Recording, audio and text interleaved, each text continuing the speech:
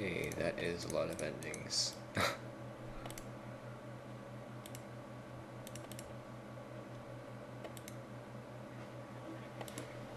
Okay, whatever. Let's start.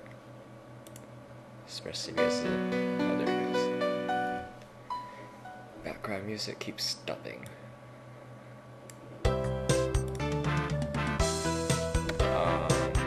She's saying let's go to a graduation trip on Friday. Is his girlfriend, who's called Amano Megumi, and I can't figure out what his name is.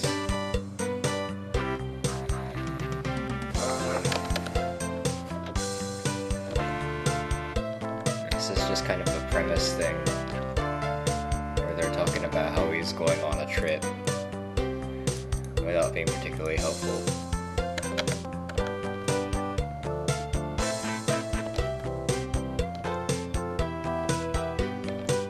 And apparently they're going during... That's... The problem is this thing doesn't have a sound adjustment thing. Does that help? I'm not sure if that lowered my... did that lower my microphone too, or just the game sound? Because I tried lowering the... I tried changing just the Windows sound. I'm not sure if that lowered everything.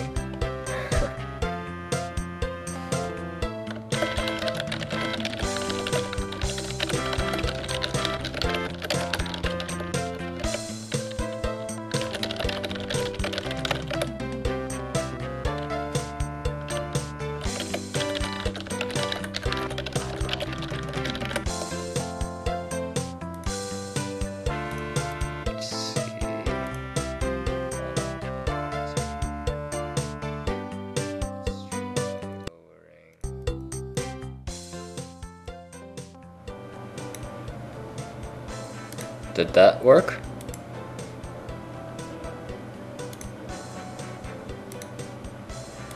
Did that? Okay, cool. Yay for the mixer.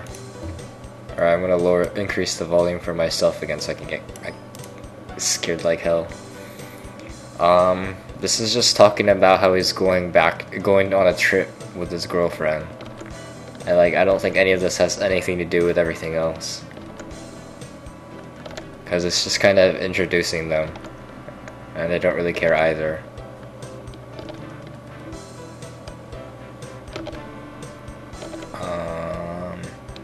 Wherever they went, because they're just calling it H state, it's apparently raining a lot.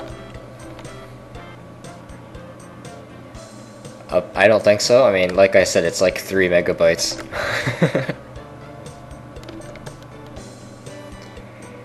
It's also, I think it was done in like 2001 or something.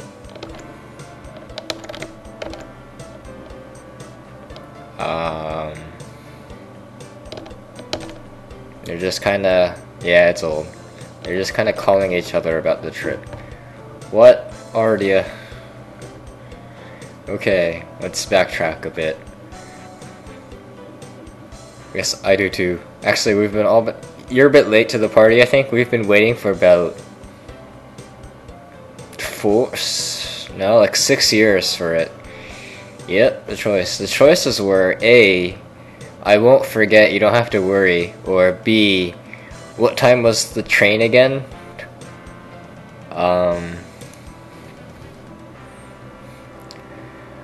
I think I found like a walkthrough, but I'm not using it. I don't really plan on using it. It's just in the case that I actually do get stuck after like 10 hours. Be like, no, I don't want to play this again. B. What time was the train? I knew you'd forgotten. It's at 8:24 the next morning on the express train. So they're meeting at 8. And they go to sleep. Good night. And then he goes to the train station in the morning and then 2 hours. So, I know, it's like all tight moonish with the backgrounds. And then they changed trains a bunch, got to this kind of place. And apparently it's like 2 hours to walk to one of their grandma's houses, I don't remember which, so they think about taking a bus. But there's only 1 or 2 buses per hour, and it just left, so it probably wouldn't be back for another hour. So they decided to walk. Nice job. They're walking even though it's gonna rain. They're stupid.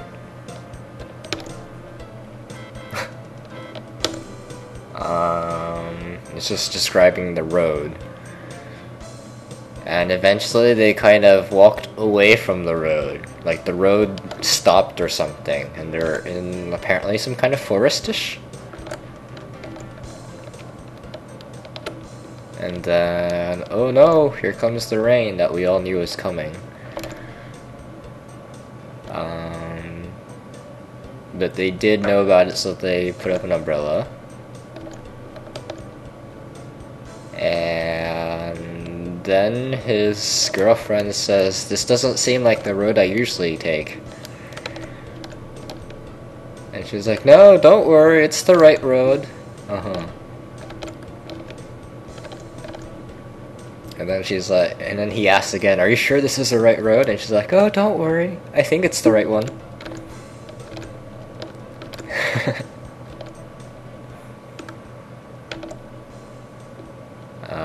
And then eventually she says, "I think I did get lost."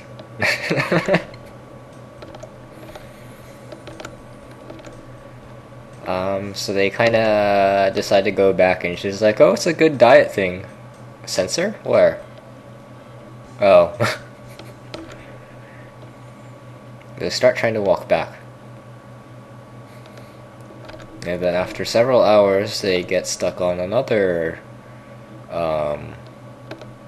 dead end. Apparently some kind of... What? There's like...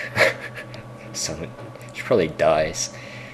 They get stopped by a sign with a red flashing light saying "not this way." It's like you put those signs when there's like an avalanche or something.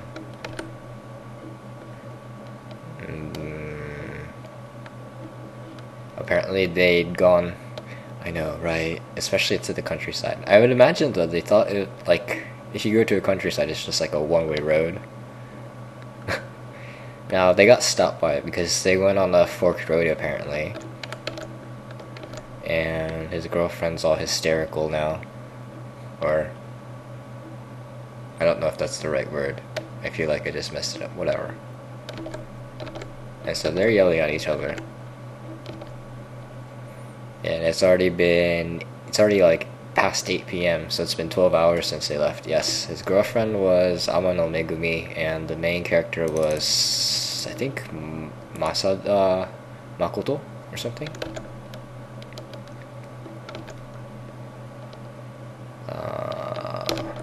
And it's still raining.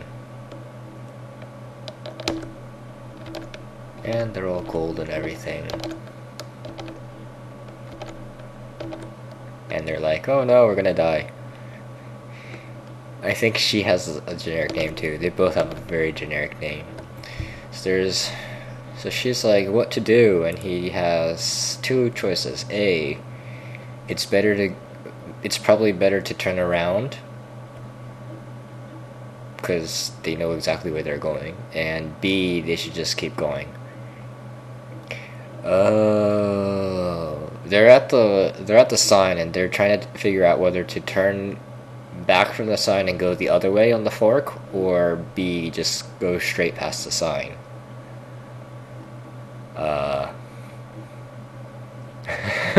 Okay. Turn back.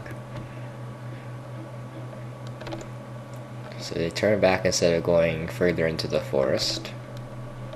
And he has a gut instinct telling him that it was better to not have gone in. So hopefully that was a not die option. But it's too dark and they don't know what direction they're going, so he's not actually sure if they turned around. And it almost feels like they're just coming right back to the sign. Then after several minutes, his girlfriend's like, I feel like we're back to where we started. And now they're right back at the sign with the rotating red flashing light.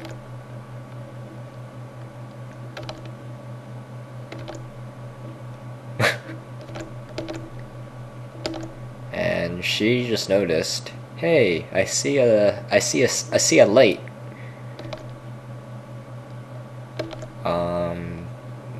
Down in the distance, they see they barely are able to see a yellow light that kind of looks like a house. And then they walked over to it, and it's a construction site. Oh no, he thinks it'd probably be it's just a construction light, something like that. But he wants to make sure, so he goes. Oh, it's the mansion, isn't it? In the middle of nowhere, in the middle of a forest even. And they get to a mansion, which is huge and old. And because a light is on, he's pretty sure there's someone inside. So she's like, let's stop and rest inside. Maybe we can borrow a phone. A, okay, I'll go ask. B, then you go ask.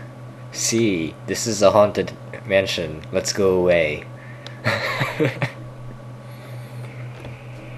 I would pick C, but I also feel like, well, let's see if there's a save. There's no save. Awesome. There's no save. Oh, it's a haunted house. And his girlfriend's afraid of ghosts. Okay. So she's like, she instantly believes him, and she's like, well, what do we do? Oh, how do you know? Have you been here before? And he's like, no, it's my sixth sense.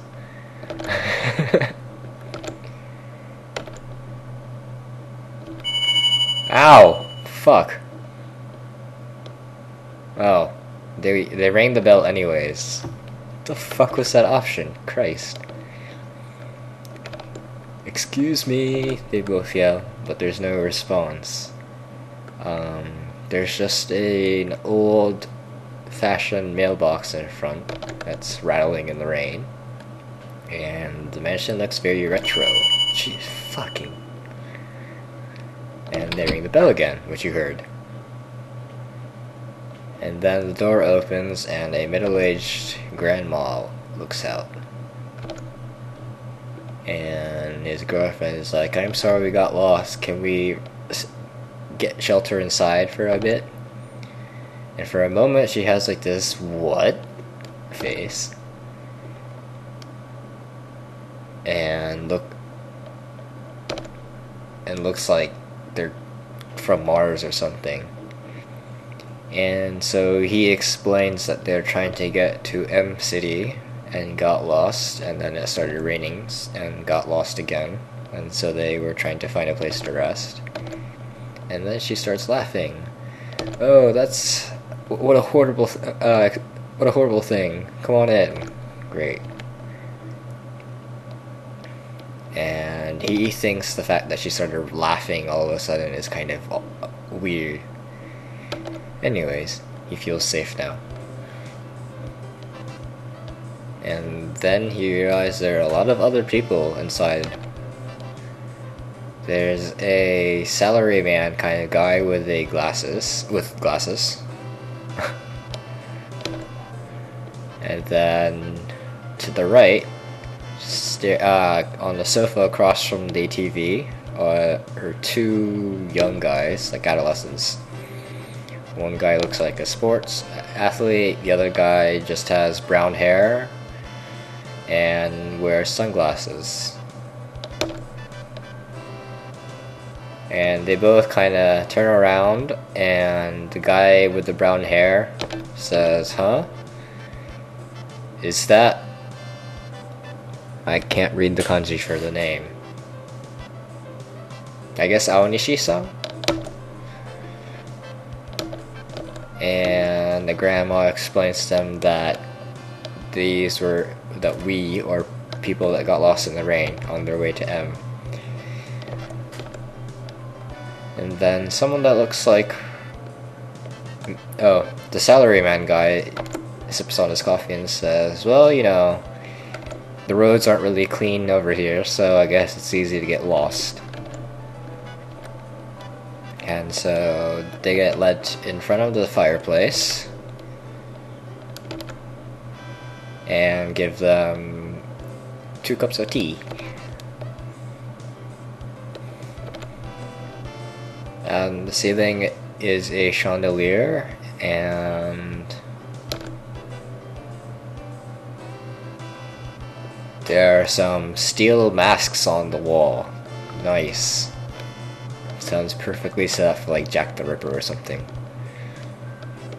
And he makes a remark about how he can't figure out what rich people are thinking, because you'd have to be rich to come up with like a random mansion in the middle of nowhere.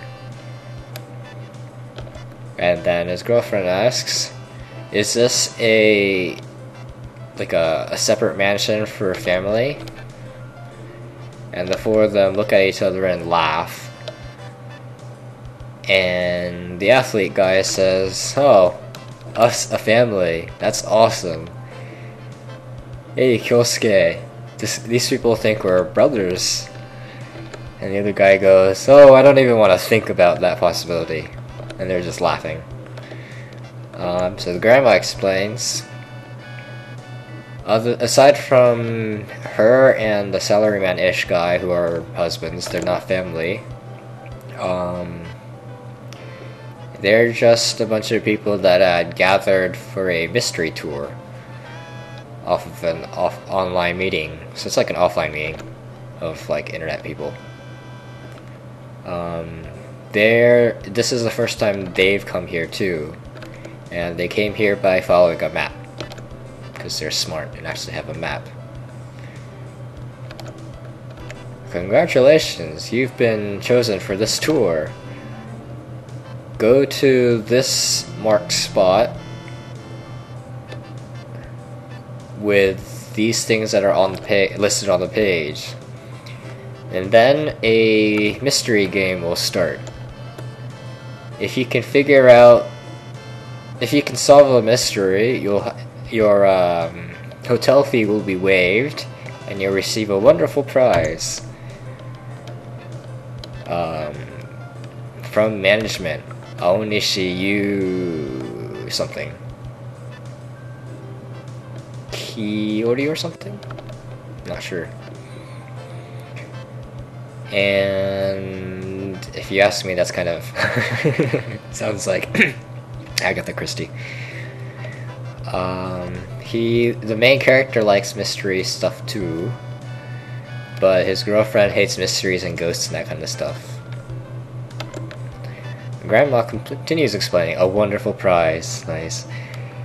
And the people that have been chosen have gathered here. The salaryman with glasses nods, and the athlete guy says, "That's right." But this guy sucks at mysteries and such, so as soon as he saw the homepage, he was like, "Let's go, let's go." So he got stuck coming along. And the other guy's like, "Well, that's your fault for telling me about this kind of tour." And they're just talking to each other. And as soon as they mention a phone, the girlfriend goes, "Oh, I want to borrow the phone." But the other guy, the salaryman guy, goes, "There's no phone anywhere in the building." They looked.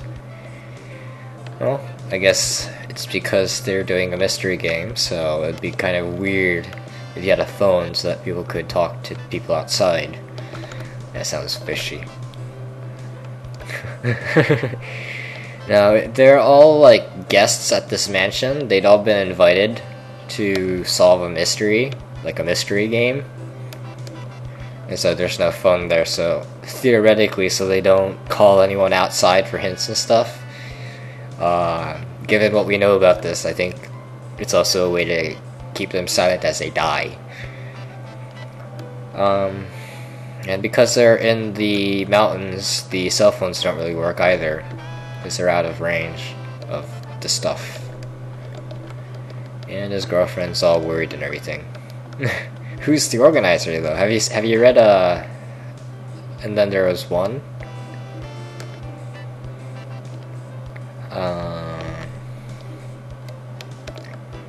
Oh. Well, I don't know if I want to spoil that, but whatever. His girlfriend's worried about the aunt that they were going to see. So the grandma is asking them what they were going to do by going to M City, and the girlfriend's like, "My aunt lives there, and my uncle died, so we were going to go see her this spring during spring break." And the grandma's like, "Oh, that's a shame. She's probably worried sick right now. I wonder if there's anything we could do." But it's raining outside quite hard. And the other three are just sitting silently because they can't think of anything either. So the salaryman guy is like the husband guy from now on. The husband is just like, "Well, it's late today and it doesn't feel like the rain's gonna end, so how about just staying over for the night?" So the two of them look at each other and say, "Yeah, sure." Not like they can do anything else. And the brown-haired guy goes, "Oh, that's a good idea. And the tour would be more interesting with more people anyways." So he's like, "Let's introduce ourselves. Timeout knows. This guy is Kitagawa Isamu, which is my name again. He's probably the first one to die again. Like that last game. He's a senior in the M University Science course. But apparently it says no, he's not a senior, he's just a 4th year because he failed twice. So he's just a 2nd year still. And the athlete guy says, I'm something Kyosuke. And he hasn't actually failed like the other guy, so he's a 4th grader. In the medical,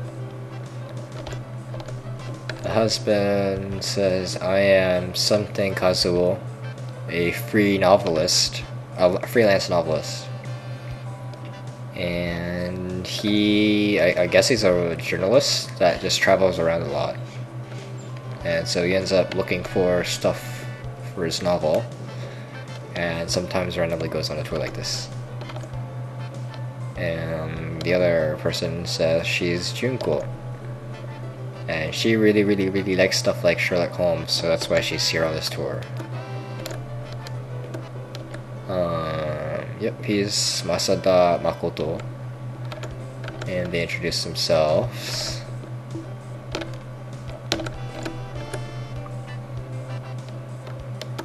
And the brown-haired guy says there's actually 3 others, but they haven't come down since they went to the 2nd floor.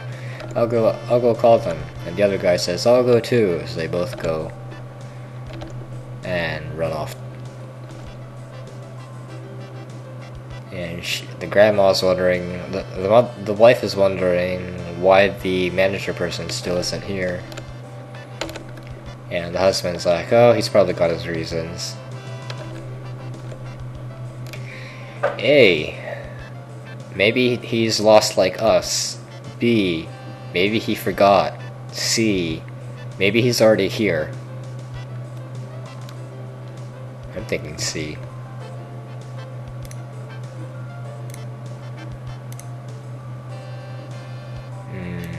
Yeah, whatever. He's probably already here.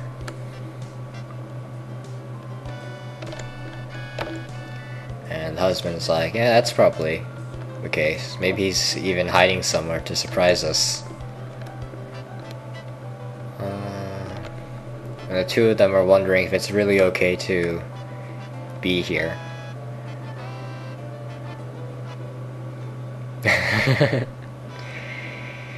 And after a bit, the 2 university guys come back in with 3 others.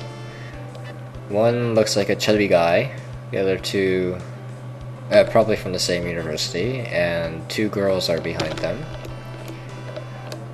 One girl that looks like a teen with a pony with twin tails or something, I think, and a more adult-looking long-haired girl. And Kitagawa says, I'll introduce you to them. They're lost on the road too. So these 2 were lost on the road, so we're going to let them stay. And he goes back onto the sofa, and the little chubby guy goes up and says, I'm Musashi, I think. Shogo, I think. Another 4th year on the 4th year at M University. Same medical as the other guy, and he likes working on the computer.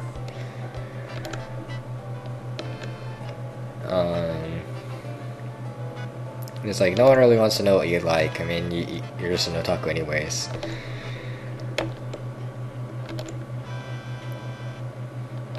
And he just walks over to the other 2 guys, because apparently they're friends. And the younger girl, or younger looking girl, says she's, I think, Sawatari Yukika. Yeah. A 2nd year at high school. Okay. And she says you can just call her Yuka. And the other one's her friend Mari. Hayashi Mariko. Also another second year in high school.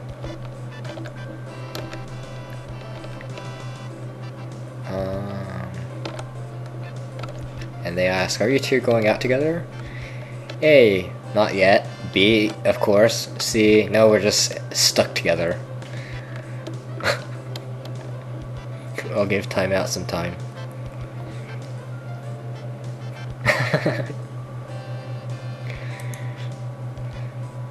Bad end, killed by girlfriend. Dun dun dun.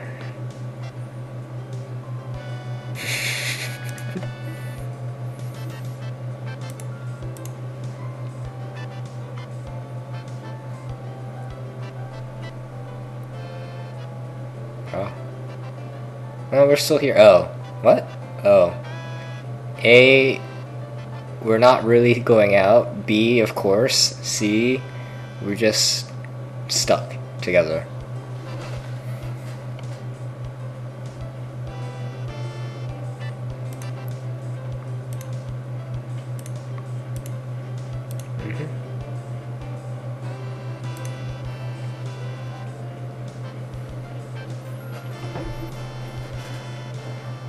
Oh well, I'll just go with C.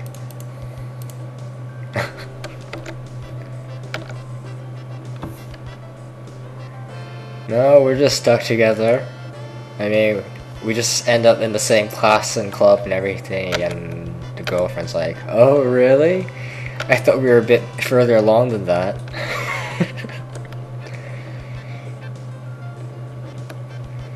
Oh, whatever.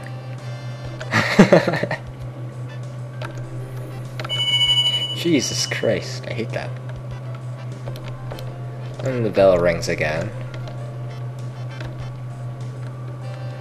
And they're wondering where the two are gonna stay because all the rooms are filled.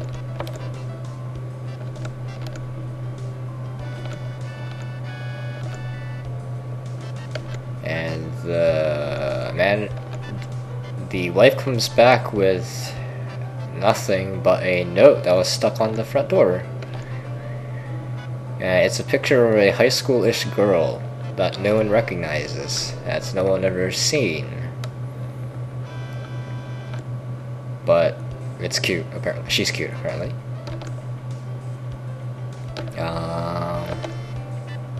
And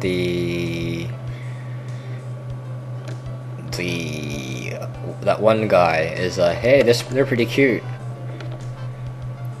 And he asks the main character too. A, yes. B, not as much as my Megumi. What is this?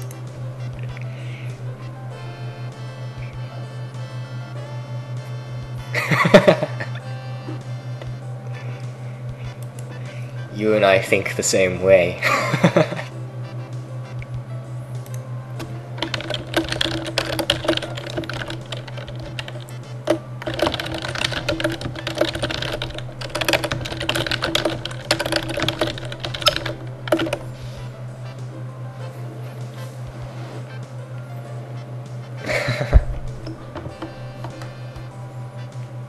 Okay.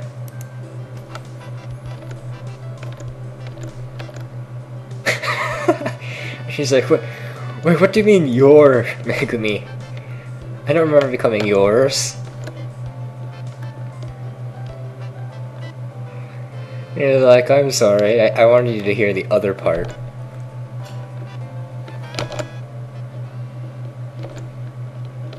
And the wife doesn't look very happy. So the girlfriend goes, what's wrong? And the wife says, it's not really anything big, but when I looked at the back of that...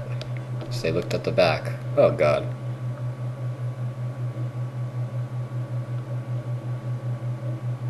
In the freezing rain is what Hisame is. The dead that feel vengeance are lonely. And will appear from the golden lake to make some friends, I guess.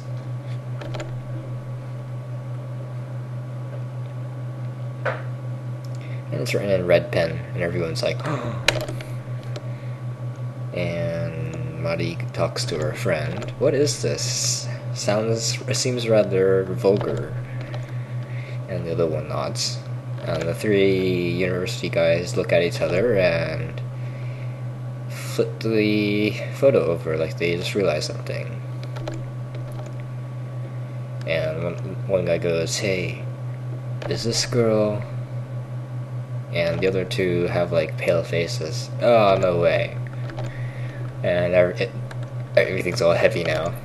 And the husband's like, "Hey, maybe this is the mystery put forth by Aonishi-san. You know, I mean, we came here as a mystery tour anyway, so, you know, it's like a premonition-like message, and you're supposed to solve it." And the wife seems like she's kind of relieved after hearing that. Or maybe she made herself feel relieved. Of course, that must be the case. Aonishi-san might be here already too. And maybe it's a message to let us know about that. And the two girls continue. I still think it's kind of weird how he's not showing himself. What kind of old man is he? And the other one's like all polite. You don't know if he's an old man. What if he's just like a young guy? And the other girls, again, is like, people that do like these evil things are always old guys. And they have fun watching the screen. And the chubby guy says, Musashi says, "Yeah, we're probably overthinking things." And the other two nod and just kind of get over it. Apparently, the main character thinks the three university students know something about this, or at least know something. And his girlfriend pokes him and says, "What do you think? A, it's probably just a mischievous prank. B, maybe something's up."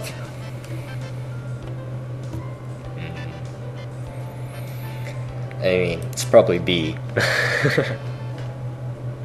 Look at that. It's like a hive mind right here.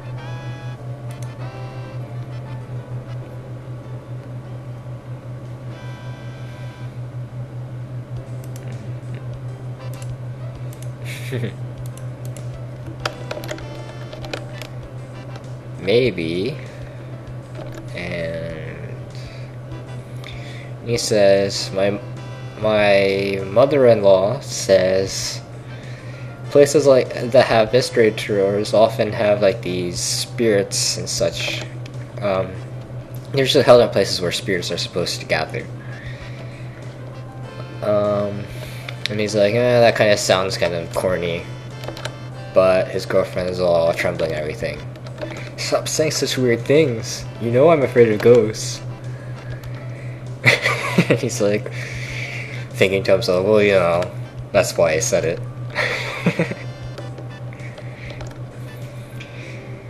And Kitagawa says, maybe you two should just use the manager's room. And if the Aonishi guy comes, he can just sleep on the floor. And the twin tail girl's like, girl agrees, and so did the other 6 people. So, how about you put your belongings there? Everyone's names are written on the door, so you should be on a sheet of paper that's put on it, so you should be able to figure it out immediately. And the wife hands him the key to room 208. I wonder if that's going to be important later. And they find the room. It's written. The name's written in on a huge sheet of paper.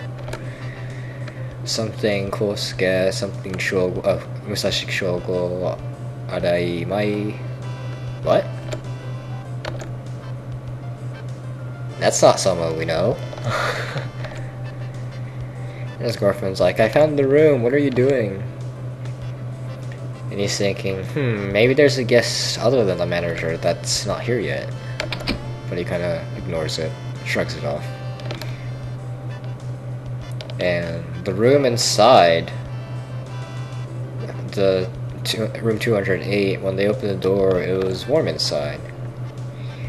Apparently, this place was built to house people. Probably like a leasing mansion or something. All the rooms have like furniture and stuff that you would expect to see in a hotel. And there's a bed at the corner.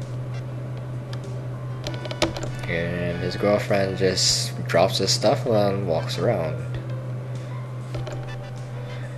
And he's trying to be polite and says, maybe we should just leave our belongings on top of the bed.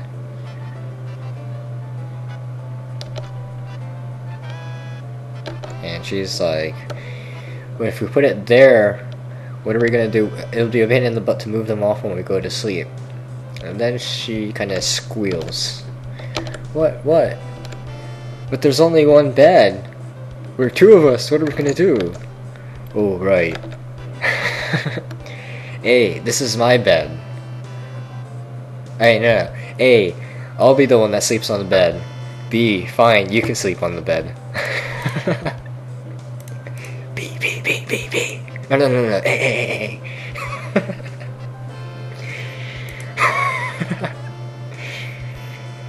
Okay.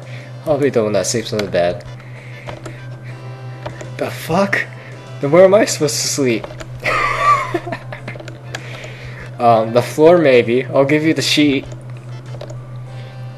She glares at him.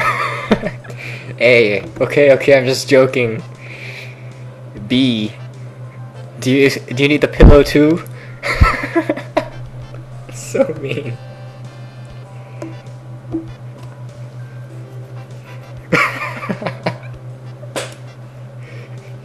Yes, Roivus, we're assholes.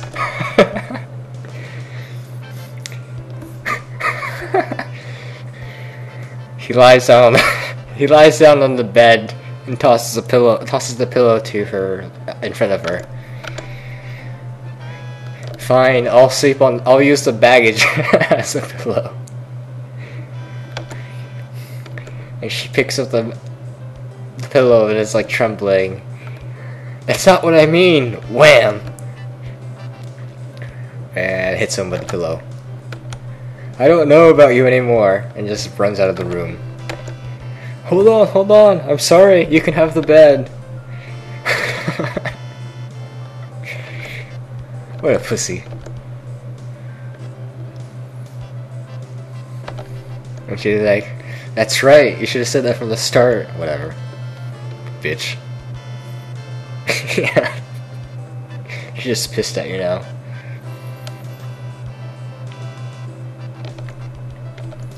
And they go back to the living room. And they're like, oh, you guys are back. And the husband's wearing his glasses again. And the TV is on, but maybe because of the some power being wrong, it's not showing very well. How about you two sit? The sofa over there is open. And Kitagawa points with a TV remote. But there are 6 university students and 2 high school students. So it'd be a bit impossible for 7 people to sit.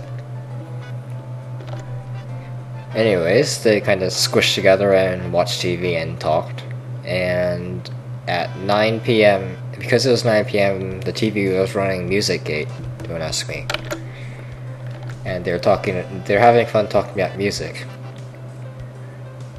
And then, right as they were getting to the last track, I guess, the show, TV shows an emergency warning. A heavy rain and possible flood warning at H State. They didn't really pay it any mind though, because they're inside, and it was like they'd forgotten about the rain. But when the show ended, their focus left the TV and they kind of felt bored. and the husband and wife were sitting on the table across the room from the TV and were just staring at magazines and such. And so he decides to ask them, "What are you two doing?"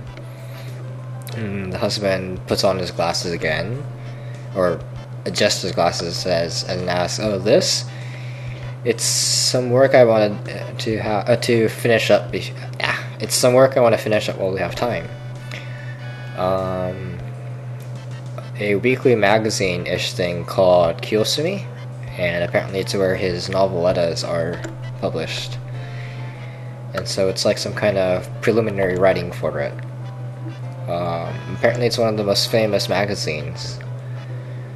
And he's surprised, "Wow, that's a national magazine, amazing." And the husband's like, it just laughs. "It's not that amazing. I mean, you've never heard of my name anyways." And points out that he dropped out of the preliminaries last year for the first prize thingamajig. And apparently, the person who was supposed to run the magazine suddenly died of illness, so he ended up just being picked up as like a filler.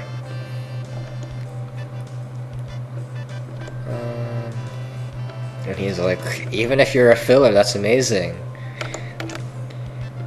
And he's like, and the husband's like, "Oh, it's really not that big of a deal. You want to come to my room later to see it? I can show you the draft for it." And he folds up the magazine. And Kitagawa, I think the athlete, is like, "Stop getting ahead of us. We were gonna invite them to our room too." And Musashi is like, "Yeah, we wanted to talk to them a bit, okay. So, what do you call it? So wanted?" And the third guy is like, "Oh, whatever. You shouldn't come to their room because they're just gonna talk crap to you." And one of the twin tails, like, "We wanted to talk to them too, like how they first met and stuff."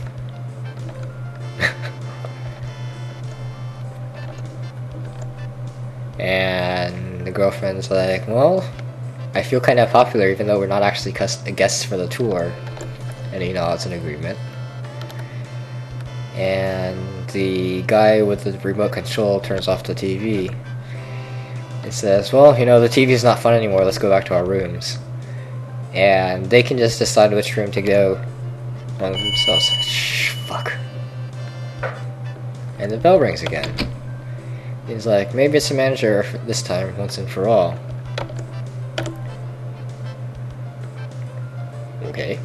The wife goes and opens the door, and a lady wearing a bright red dress, or not even bright red, like a pure red dress, comes in.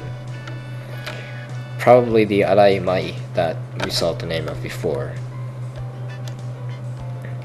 And then she pulls out a sheet of paper that was printed. It's a print of the homepage, and it says, "I thought the husband was the manager."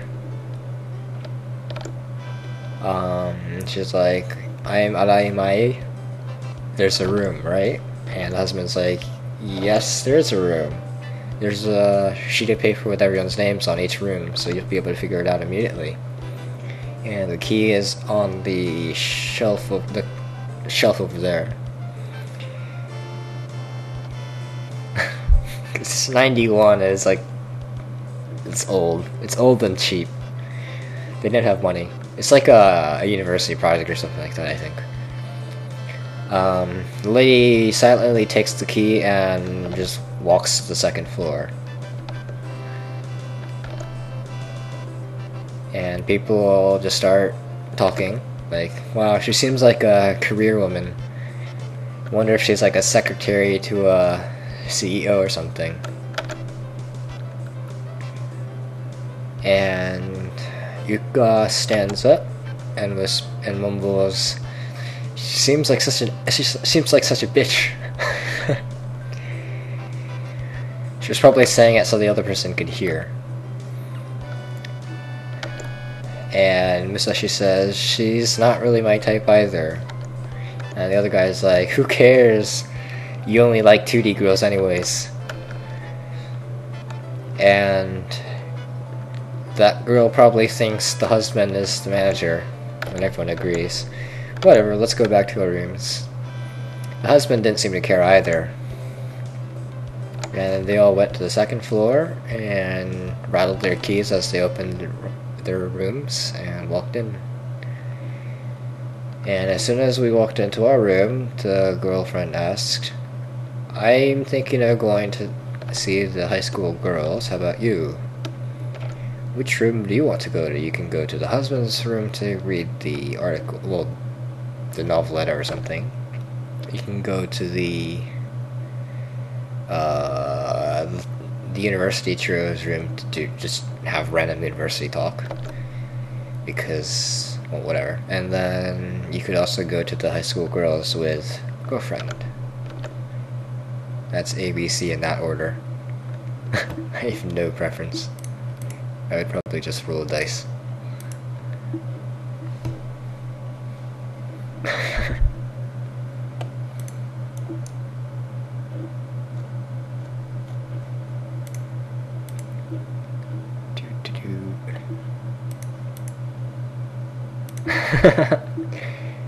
I don't have a dice anywhere. C, maybe?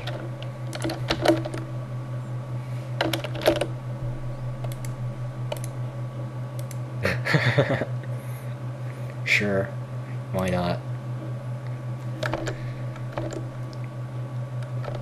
And she's like, you'd be the only guy. And he's like, well, you know, it seems like they'd be more excited if the two of us went together anyways. So she's fine with that, and so they knock on the door to Yuka's room.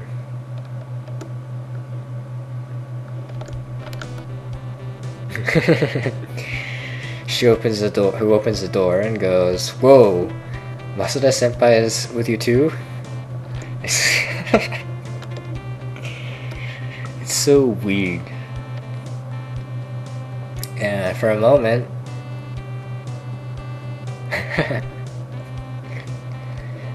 for a moment, he thinks that meant he was extraneous, but then apparently he was wrong.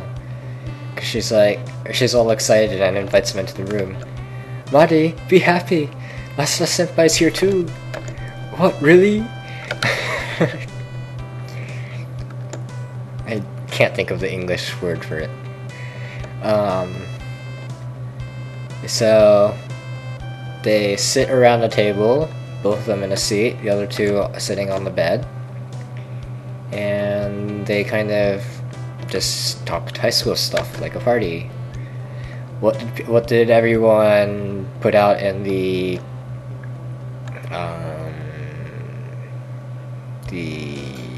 culture festival, where people went for their trip and that kind of stuff, and that kind of stuff. And after a while, they're like, "Oh, you two are friends from first grade. How envious." And the other one's like, "Oh, I guess if you've been together for that long, it's really hard to go into a couple's relationship." And the main character's like, we're already a couple? A, Sawatari, I think. Twin tail. Do you have a boyfriend? Or B, the long-haired girl, do you have a boyfriend? Such low-level conversations.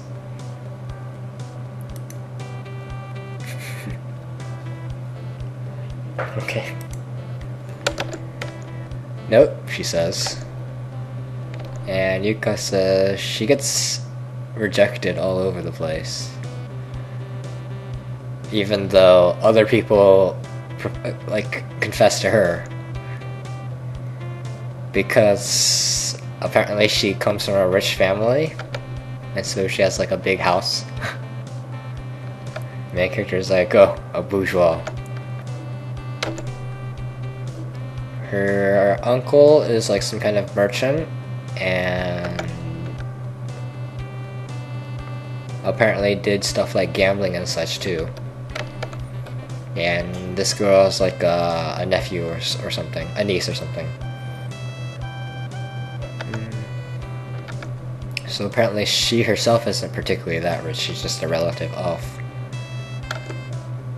And she's like, I don't really want to live under my parents' shadow, so I'm just a regular high school student. And Yuka nods and says, because you don't act anything like a rich person. And the main character is like, A, do you get picked up by a limousine? Or B, do you have a mansion too?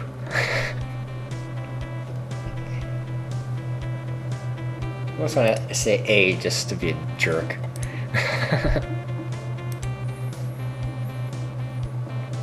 Okay. Do you have a different mansion? Yes, I do. Okay. Apparently they're using it as like a summer vacation place, but it's not used anymore.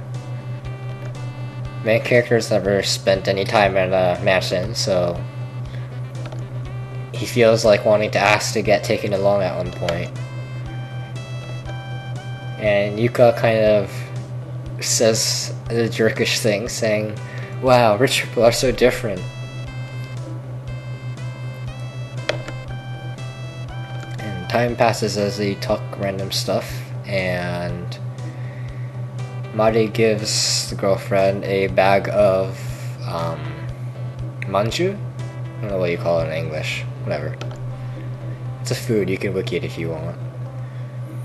Apparently they'd gotten it as a souvenir, and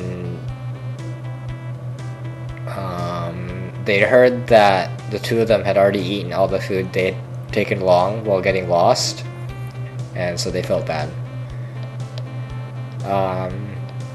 Please go ahead and eat it on the train ride home. Oh, nice, such nice people. And he says thanks and leaves the room. And when they return home to their room, Megumi is emptying the contents of their bag on top of the bed. And he says, that was fun. And she's like, I know. And we even received gifts. And so he's thinking, well, it's a shame we couldn't get straight to her aunt's house, but it's a pretty nice detour for now. And apparently Megumi is organizing the bag for preparation for tomorrow. And so he follows suit so they can leave immediately tomorrow morning. And she says, it'd be nice if it's sunny tomorrow. And he's like, yeah, I know, because maybe then you can remember which way to go. Jerk. And about tomorrow, and then the lights go out. Dun dun dun. What happened? The girl screams, but they don't know where exactly they are, so he's like, oh, it's just a blackout. Probably one of the power cords got cut. More importantly, don't hit your head on something, because he can hear her scrambling around. And, oh, he can hear her scrambling around in general, and it's not just their room. And he can hear voices from the hallway. So he kind of feels his way to the door, opens the door to the hallway, and it's too dark to see. Like he's in a cave, and he can hear someone shouting, is there a flashlight somewhere in this building? The person who yelled was probably Yuka. And then an echo from a guy, probably the husband. I think I saw it on the first floor, and I think I brought one too, so I'll take a look. And then a whispering a voice from somewhere closer, probably the sports guy. Oh god, I hope it wasn't like an avalanche cutting the line. Maybe it'll take a while for the power to come back. which would obviously take a while.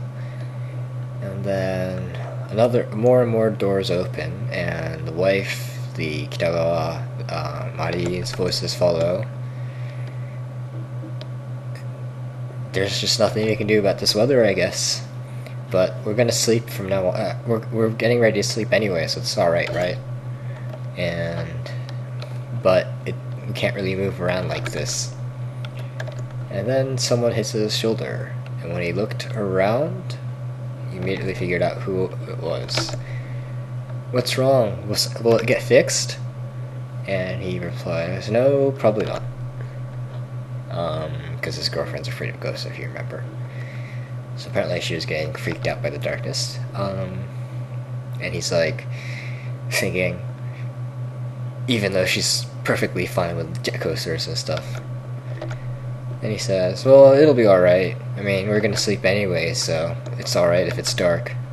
And she says, but I kind of feel scared. And he feels off somehow because of the way she's acting. And thinks, oh, what? I guess she is a girl after all, because she's afraid of the dark. What a hero. Don't worry, it's just the light going out. There's nothing to be afraid of. And she tugs on his sleeves. Because I remembered the lines on the back of the photo. And he's like, oh, I forgot about that. In the same intonation as before. But he still doesn't think someone dead wrote that line. A. Do you think a ghost can actually write a premonition using a pen? B. Is there someone dead that has something against you? Either one is funny.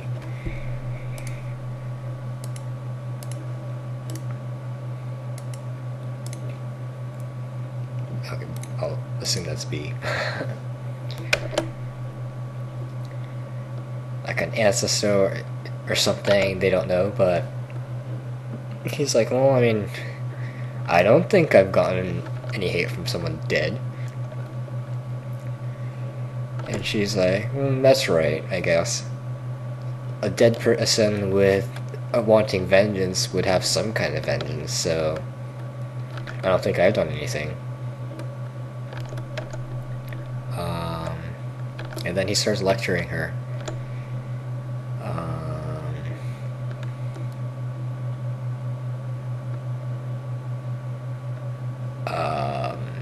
Basically saying like scary things have always been stuff like earthquakes, lightnings, fires, dads, but ghosts don't really exist. And she's like, oh, fine, shut up, because you're gonna go on forever. I guess he talks a lot. And so he says, just calm down and go sleep. And she's like, okay. And then the athlete guy says, I'm gonna look for the flashlight on the first floor, because it's kind of inconvenient without any light. And the husband says, okay, but be careful of the stairs. And I'm thinking, wasn't he gonna find the flashlight? And he says, I know. And apparently he walks down the hallway. A. I'm worried about Megumi, so I'm just gonna leave him alone. B. I'll go help him find a flashlight. This thing has no saves. Christ. B.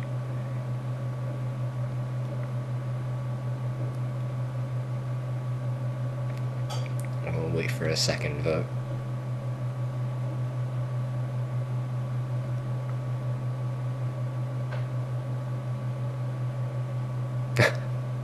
Uh-oh, it's on.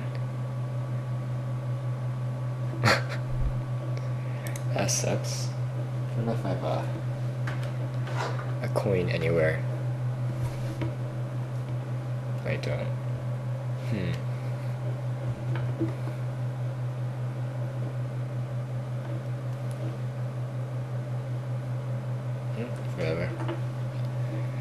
I'll go with A. Or B. Or A, I don't know. I should have decided before I asked.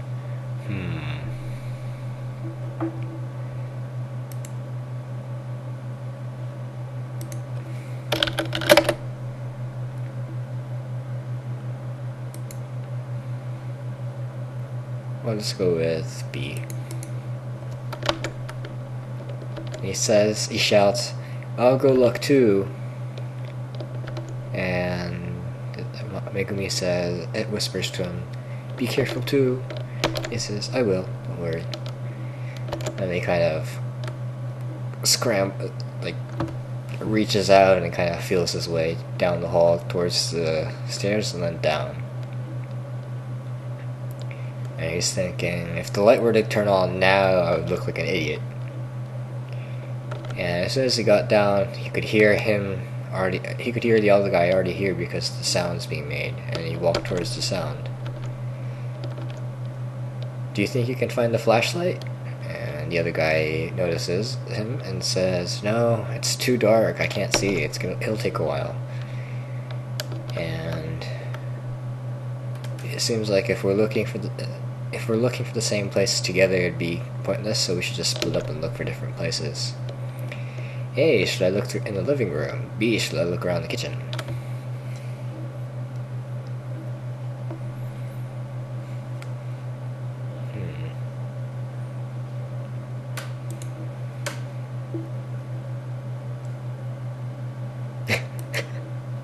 But maybe he can arm himself with a knife. Okay, I'll go A. The other guy says, okay, I'll leave it to you. Oh, because he hasn't stepped in the kitchen even a single time before. And as he walked around, he keeps running into chairs. And rather than looking for a flashlight, to him it feels like he's just ransacking the place for a flashlight. He tried feeling around the walls, but he couldn't find any emergency lights. And then goes, ow, as he stepped on something sharp. And when he looked down, felt around his feet, he found a thumbtack. It was like some kind of pin type that you used to hang art on the wall, and it was fortunately sideways, so he didn't stab his foot. But it'd be dangerous if someone stepped on it, so he stuffed it in his pocket. And he wonders, why would a thumbtack be rolling around on the floor here? And he says, how's it over there? Hold on. Am I supposed to just do this? And then light shines from the kitchen. Oh, I found the emergency lights. Let's go back to the second floor. This should be enough light. And they got to the stairs, and someone comes in for the top of the stairs. The flashlight suddenly goes on, and he covers his eyes. I'm sorry, did I surprise you? Says the husband. Oh, he did find it. Oh, good. I guess you were able to find the flashlight too. Lens flare. It seemed like you two were having trouble finding it, so I went to come look. Yay, light. It's good. So what should we do about this lamp thing? Should someone hold on to it as a representative? They converse as they climb the stairs, and the husband says, one should be, in the case of midnight bathroom runs, one should be placed near the bathroom door, I guess, and the other one, I guess I'll hold it by myself, and no one had anything against it, so.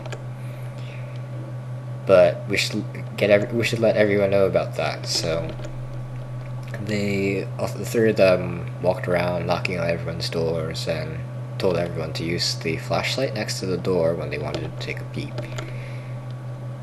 And the only ones they haven't talked to yet are the wife and Mari, and probably Masuda's fiance too.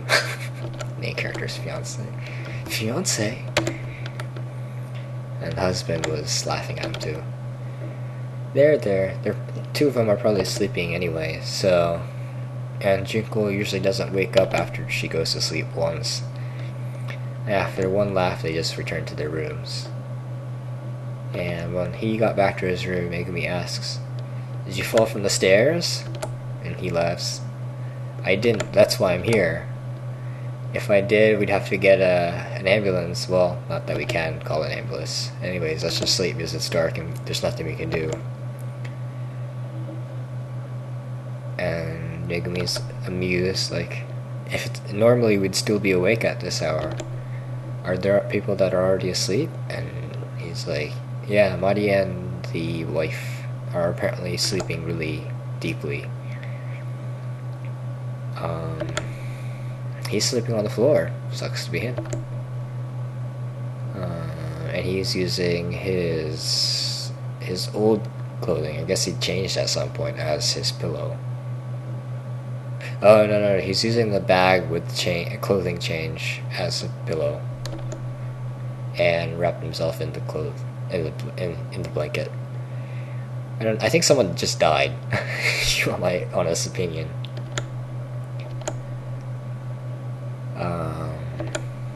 And he notices that there's no difference whether his eyes are open or closed, and because there's no light anywhere, there's no street lights anywhere nearby. It was so dark that it felt like the air itself was black. And so he just decides to go to sleep. It's raining, so I would imagine the clouds are covering the moonlight. But he couldn't sleep because the sound of the rain, and he felt like he was being pressured by the rain, like so much, like overwhelming feeling of rain. And Megumi was also feeling restless. "Are you not asleep yet?" And she says, I can't calm down. A, why did you feel like going home? B, what should we do if it's still raining tomorrow? C, why did you invite me on this trip? Such a jerk. Probably B. All over the place. Cab.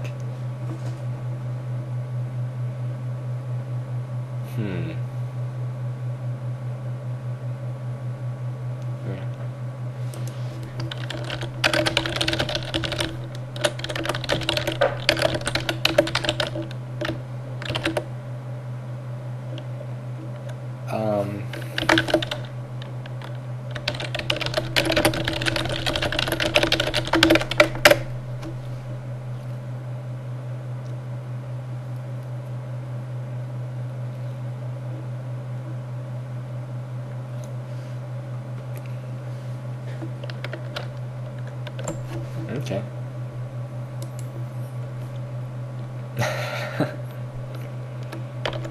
What do you want to do if it's still rain tomorrow? And she says, "Don't worry.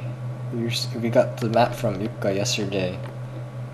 As long as we can copy it down, we'll be able to figure out the road at some point, or road to some extent, so we'll just be able to go down anyways." And then she whispers, "I kind of want to go to the bathroom." And he rubs his eyes and says, "Alright, you just go, it's down the hallway." And she says, "Not that." And he's like, "What? The flashlight's next to the bathroom. We were just telling you, right?" And she's like, "Gosh, you're so dense. Don't you understand? Come with me." And it's like, "Fine, I just need to come with you, right?" I was like, I was like, "Can't you go to the bathroom on your own?" It's like, "I can't help it. I'm afraid of bugs and ghosts." And they're wandering. That noise didn't make me happy. They're walking down the hallway, and then he accidentally kicks something. It's a key. Whose room? And he picked it up and stuffed it in his pocket. Um, and he figures everyone's sleeping, so just give it back to them tomorrow. And they got to the end of the hall, found the flashlight, turned it. She turns it on, and her face that he saw from the flashlight felt nostalgic. Really? It didn't sound like that to me. And then, opening the door, she says, "Wait for me here and don't peek." She's like, "Is that what you say by making me come with you?" And then Megumi like topples over, kind of. Oh, leans over to her. "What? Be careful of your feet." And he goes, and someone was sitting on the bathroom, but it was not responding to them. Oh shit! Fuck, I hate that. He flashes a light on it, and he sees Arai-san dead, with blood splurting out of her chest. First death? And he calls out to her, but she doesn't respond. Bleeding heavily from her chest, like someone stabbed her with a knife. But he can't find anything like a weapon. And he went to lift one of her arms to see if she had a pulse. Why would you even check? But her hand was covered in blood, like she was trying to stop the stench of blood, flow of blood. And he realizes it's better to just call other people. And he goes, "We need to wake everyone." And she nods. And they went around. Ow, fuck! They went around banging doors. "Wake up! It's an emergency." And the husband and Kitagawa wake up immediately, and they're like, the red dressed girl, the one that came last, and just like walked upstairs. Why are you in such a hurry? What happened?" "I'll tell you later. Wake everyone up immediately." And Kitagawa starts knocking on everyone's door with like this confused look. "Wake up, Kosuke, wake up!" Musashi, it's like apparently an emergency. And doors opened, everyone gathered, and with the light from the flashlight, he was able to check everyone's face. Kitagawa was rubbing his face. "What happened?" "I heard it's an emergency," says Yuka. "What happened?" says the sports guy. "Was it something that we needed to wake up for?" says Musashi.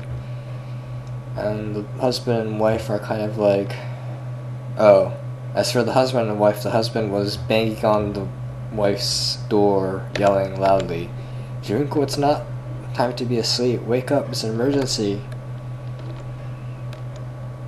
And the people around are already tired, so instead of waiting, he just...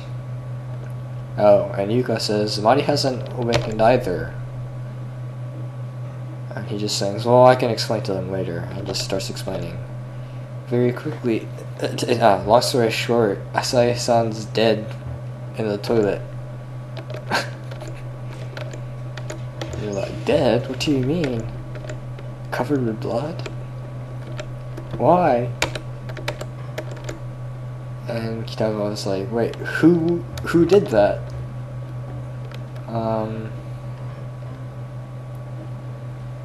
Everyone went to the bathroom, leaving Mari and the wife behind. And everyone saw the corpses. And everyone was kind of like going nuts because of the corpse. Yuka's about to cry and screams.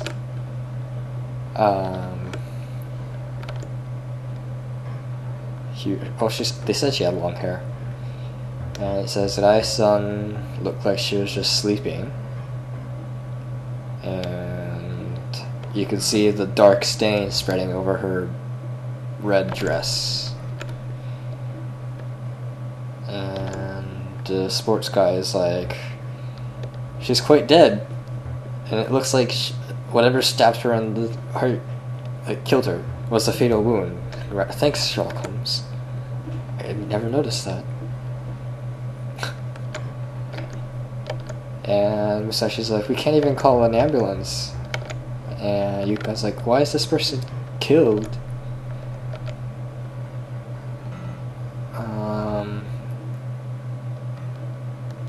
Oh, Musashi said, why is this person killed? And Yuka says, because this person seemed like she'd gotten some kind of, she'd earned some kind of vengeance. And everyone's like, uh-oh. And remember the line behind the photo. And Yuka's like, maybe someone dead killed her. And the sports guy, athlete guy is like, if the dead person was trying to get friends, then it's probably a dead person. And Musashi's like, it must have come to kill the person it wanted vengeance against, but this person's the only one that it had wanted vengeance against, right? And the athlete's like, but maybe it's gonna kill other people too, because it said it wanted friends, because it was lonely. And Kitagawa was like, hold on a second, why are you already determining that it's a ghost? One of us might be a killer. And the husband comes walking over, saying, Junko won't wake up. Can you guys come? And Yuka's like, Mari isn't waking up either. And the main character has a bad feeling. Wake up Mari first, or wake up the wife first? That's A and B respectively.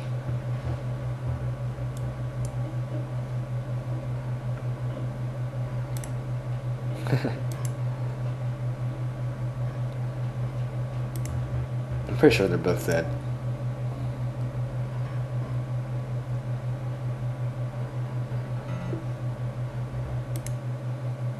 Oh, the BGM keeps stopping. I'll just go with B. It's a relatively short game. I have no idea. So they decide to wake up the wife first. Hurry to her room. Then I'll go wake up Mari, says Yuka. Okay. And they leave. They're stupid. They leave Yuka up to go wake Mari up alone, because that's smart. And with the flashlight, they run to the wife's room. Room 204. Wake up, please, they shout. And the athlete's like, I hope you're still there, goddammit. And Yuka and Mari come running back. And upon realizing that the door isn't opening, Mari screams, is there a spare key? And the athlete goes, when I went to look with Masada, there was no key, a spare key. I mean, we weren't looking for a spare key, we were looking at a flashlight, but, right? And he was like, yeah, I didn't see anything like that either. So he just nods and shouts, let's kick down the door. And the 3 university students agree. And so all of them just start whacking the door. And then it relatively easily open, apparently.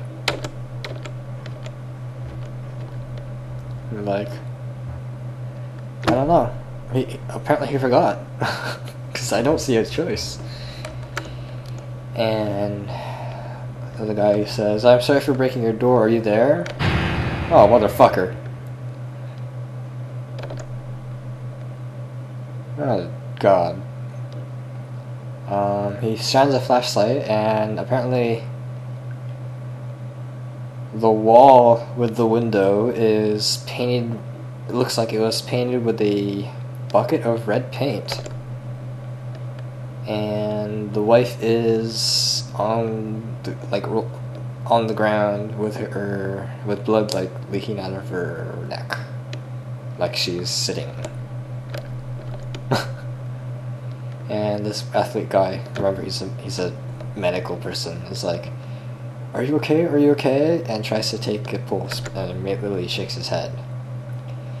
This time, this person's face looks completely surprised and looked like she didn't have any time to respond, and he's just stunned. Kitagawa his voice is trembling, and the two high school girls are like cowering, and he's about to like fall on his butt. And the husband is like, "Junko, Junko," in this absolutely astonished voice, and shakes the corpse. Whoa, I don't know if you guys heard that, but the BGM just got louder. Megumi's going half nuts, going, why? Why did this have to happen to her? Why? Tell me. And he's thinking, well, I mean, if I could answer that, I would already tell you. And the flashlight that the husband dropped onto the floor was lighting her body. And Yuka notices something. Fuck! This is gonna kill my heart, I swear. Is that a key by her feet? And they notice a glass key holder. A key from this mansion. It says 204. And when he picked up the key, he realizes something. The door's key was locked, and the key was inside. And so until they opened the door by crushing it open, the room was completely sealed.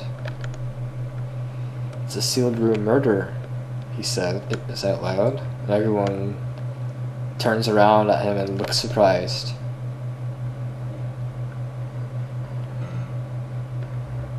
And everyone looks at him completely puzzled.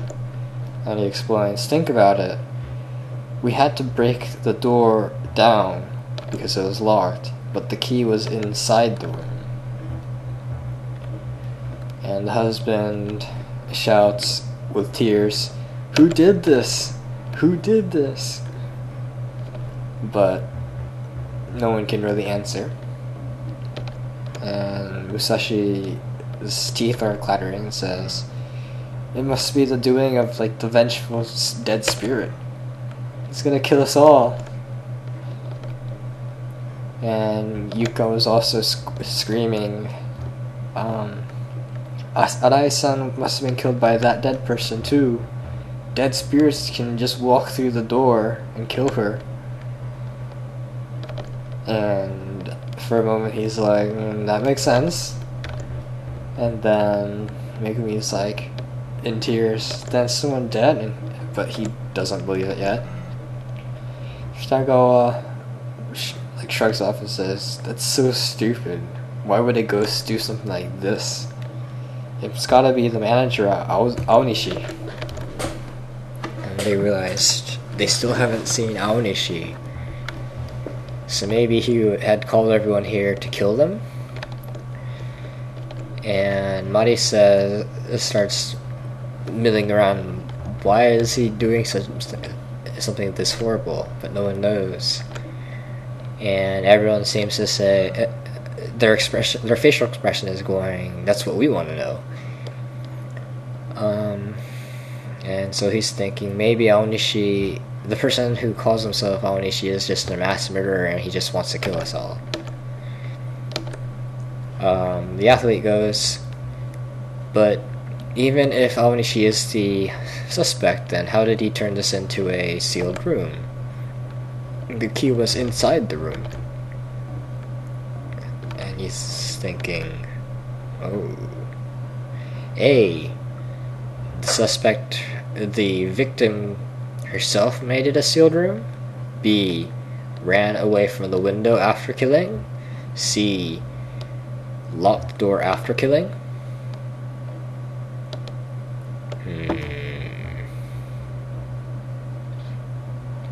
That's what I'm thinking too, timeout. I think they're afraid of dying in the rain, but that would probably be the smart thing to do, right? Just get the fuck out.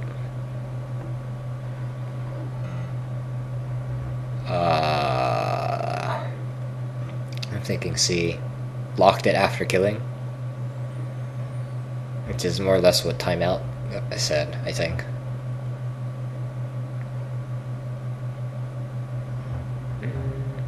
Whatever. It's the most natural thing to think. All the doors have a slight crack under, and you could lock the door and then slide the key right back under. The problem is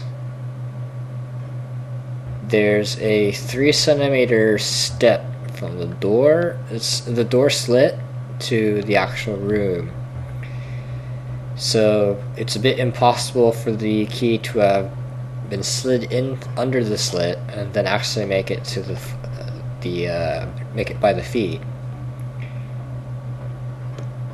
Then he looked at the door again, and you would need the key to lock the door from outside, but it's extremely easy to lock the key from inside by just twisting it. So if you could yeah, exactly. I've heard that the narrator is not reliable. So if you could, from outside of the room, I don't know, it might be, he forgot, it's kind of stupid. If you could lock the key from outside by using something inside, then would you easily be able to... Okay, so A, would you be able to lock it from outside by using ice? A. B. A wire. C. A magnet. D. Tape. Let me just write that just to be clear again.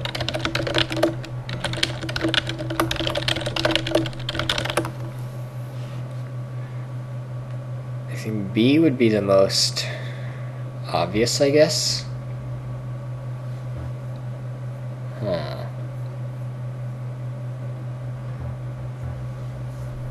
Yeah, and you'd be able to see the puddle.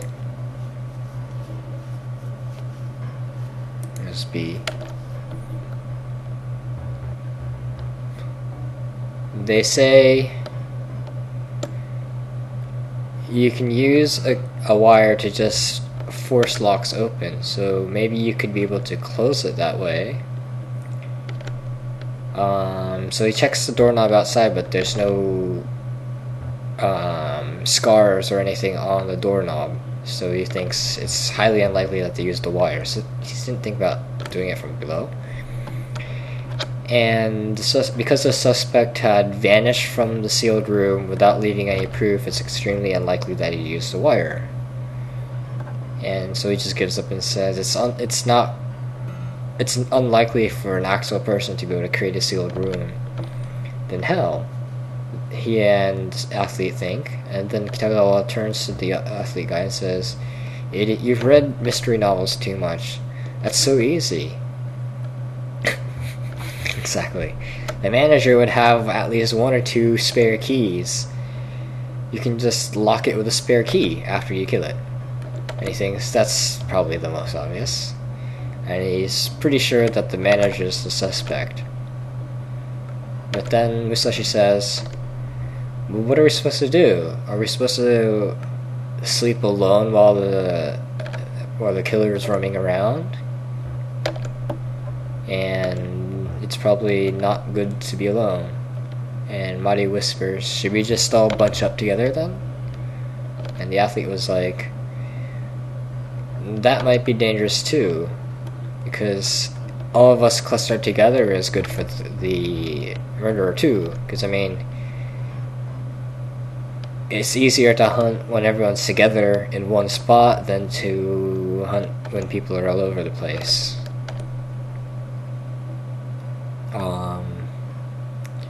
And he's like, well, that's right, I guess. I don't agree either. He thinks maybe if we're all together... Oh.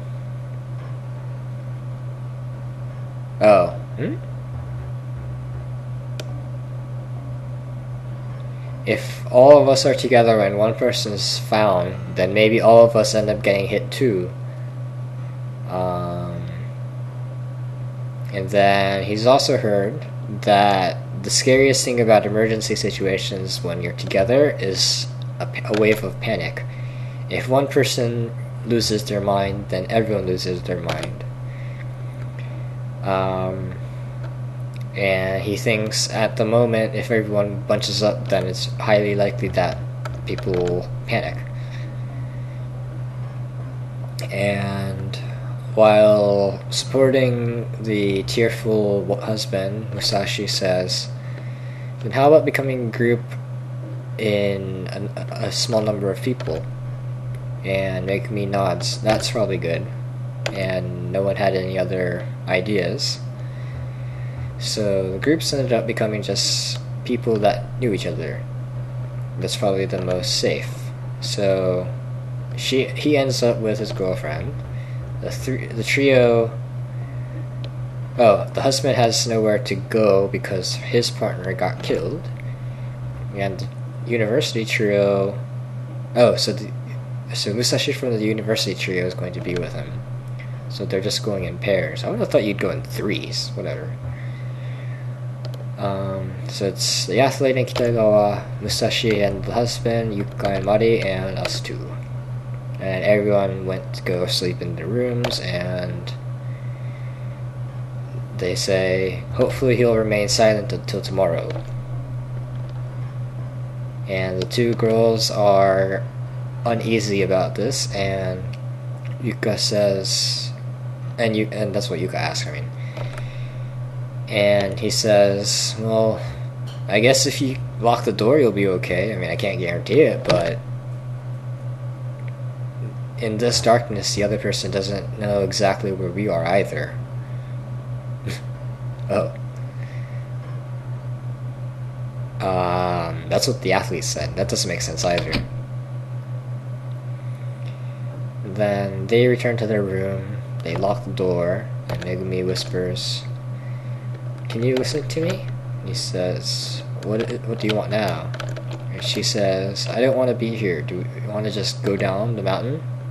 Let's just rest at the station or something." And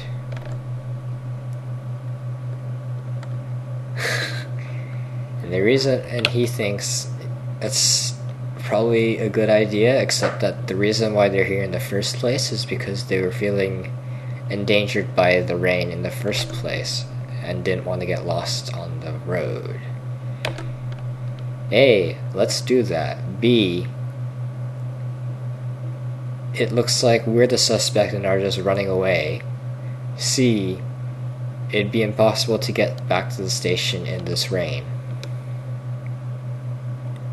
It's apparently like a hail or something. Ice rain. And apparently it is raining like really heavily, enough for there to be a flood. Yeah. It was raining heavily enough for there to be a flood warning.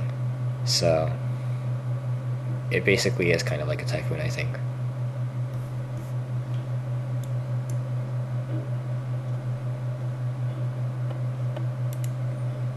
No car. They'd come here on a train. That's what I'm thinking too. They came here on a train and decided to walk 2 hours during the countryside to the aunt's house, but they got lost in the forest on the way.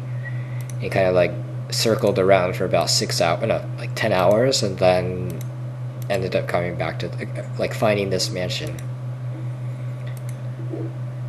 That's probably the best way to not die. So they've been lost in the rain. They were lost in the rain for 10 hours after a 2-hour trip. And then I don't know what time it is here, but if you think it's like 12 o'clock at midnight or something, it's been quite a while before they've gotten rest. So, you know. And so if you pick C, she says, but now we might be killed by the vengeful dead spirit, so it might be safer to go down the mountain. And he says, what were you thinking before we got here? We were thinking if we couldn't find a place to rest and find shelter, then we would just die. Weren't we thinking that? It's not quite the same as forgetting the heat because of your thirst, but if you just impulsively act, you're gonna die anyways. And she goes silent. He can't figure out if she understands what he's saying or she just doesn't agree, but she stops saying let's go back down the mountain. And he wonders if he was too harsh with what he said. And his head hurts because it landed right on the ground by missing the pillow or something. So he rests his head on his arms behind his head and uses his palms as a pillow, and decides to think about the case. When the power went out, he heard the wife's voice, so she was killed after the blackout. It's natural to think Kasai-san was killed after that too. It probably took about an hour from the blackout to when they found the corpses. Would a regular person be able to kill 2 people during that time? It's not impossible. One thrust to the heart and slitting the throat from behind. It would probably take at most 15 minutes to do it alone. And so he thinks it's plenty reasonable that a person had done it. If the manager was the suspect, then there's no real reason to keep the room as a sealed room. So would that make the suspect the dead person that wants vengeance? That doesn't sound right to him either. He thinks if it's a zombie or a ghost or whatever, would they actually kill someone with a knife or with a knife?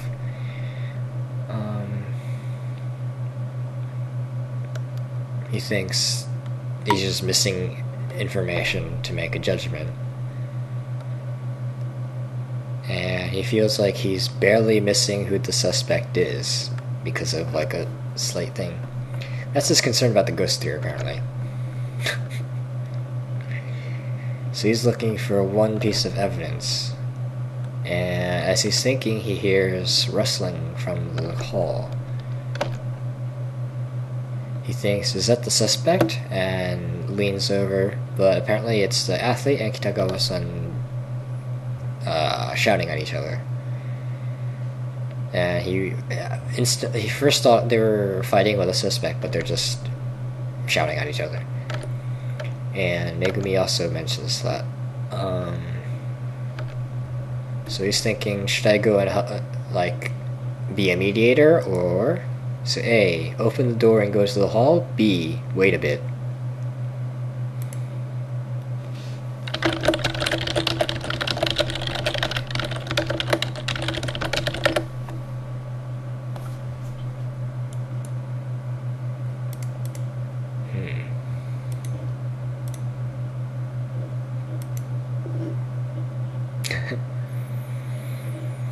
I'll go with B.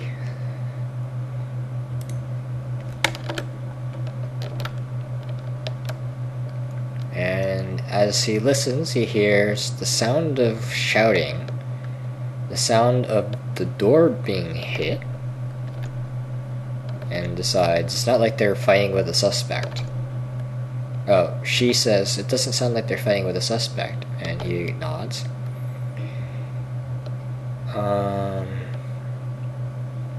And he didn't want to make things worse by just barging in because he doesn't know them and they don't know him very well either. So he was pondering what to do, and then the hall became silent. And when they walked out of the hallway, oh fuck, the two of them step out into the hallway and ask, what happened? And on the other end are the two high school girls, and they say, we don't know either. They just started randomly shouting at each other, and then apparently Kitagawa and Musashi switched rooms, and that solved it. What? And then the two high school students close their door and go back. So apparently they switched rooms.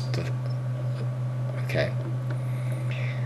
Let's go back to the room, he says, and she says, yeah, it looks like we were over worrying. And he thinks, I feel like wanting to scold them about not splitting up right now, but he doesn't know what the reason is, so there's nothing he can do. And wonders if their relationship is a bit frayed because they're not trusting each other. What if the suspect is you, they might have said. And then he realized something. If the suspect is currently the vengeful dead spirit, also known as Aozaki, then it might be and right now they're treating it as someone else, but what if it's not? It's unlikely that someone is outside in this rain, and so it's unnatural if someone were to be hiding inside the building and killing people without leaving any proof. So the suspect is probably someone from inside, one of them, with some kind of goal, and someone that he'd met had killed two people, and you can't really refute that possibility. Then why did that person need to kill the people? For instance, the husband, who is tearful about his wife's death. Did he want the life insurance money from her? One of the three university students, or maybe all three of them. Maybe one of them was afraid of had something against the wife or Arai-san. And it was hard to believe that the two high school students could have killed them, but the possibility isn't zero.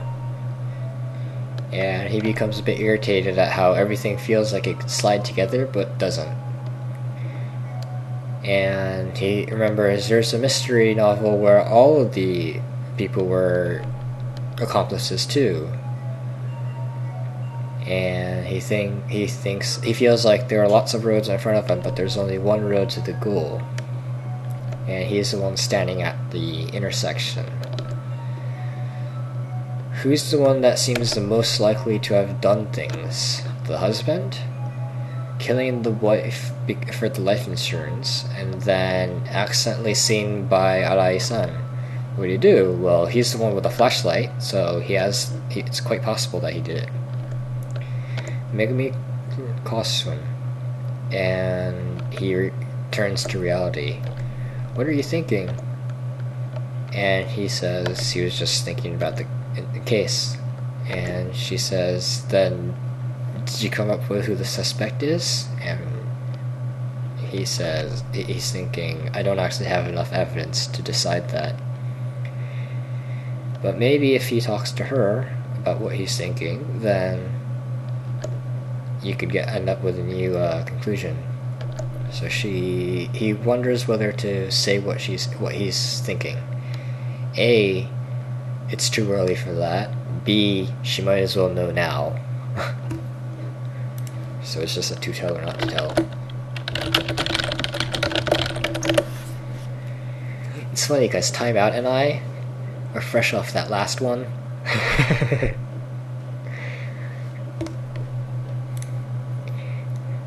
Okay.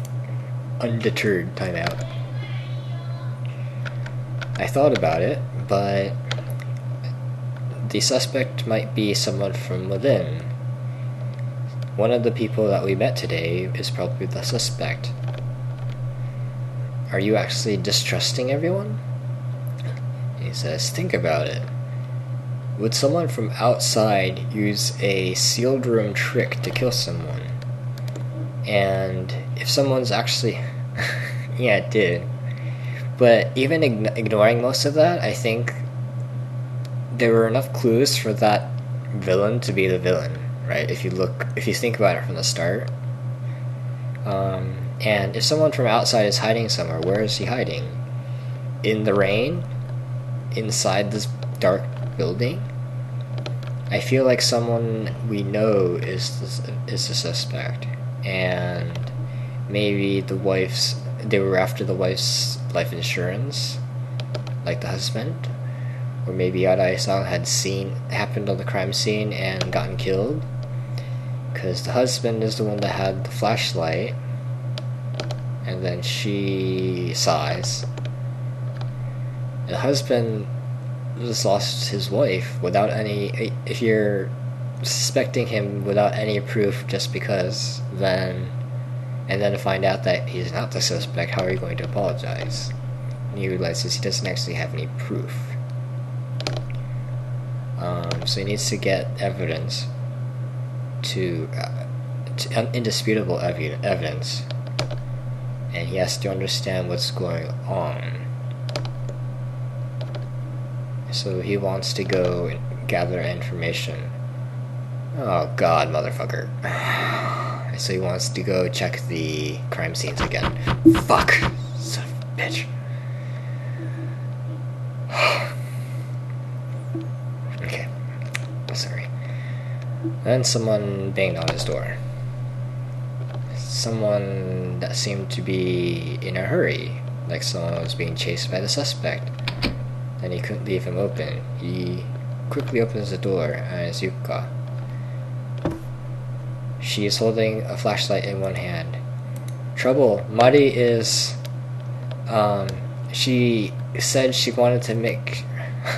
she wanted to see if the suspect is actually dead people and wanted to check and ran out of the room.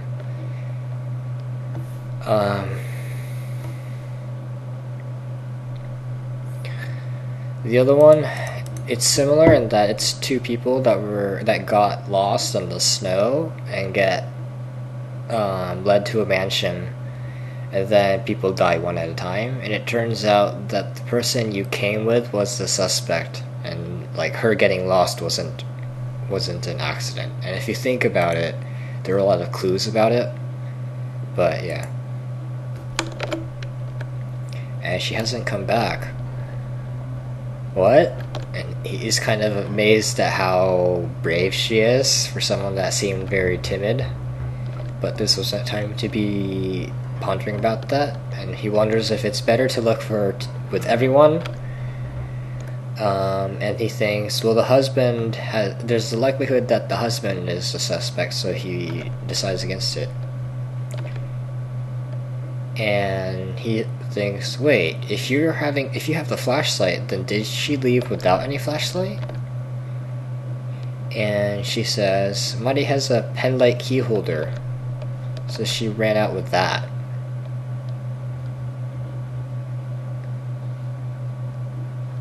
Oh, and he realizes she never heard about where the flashlight was.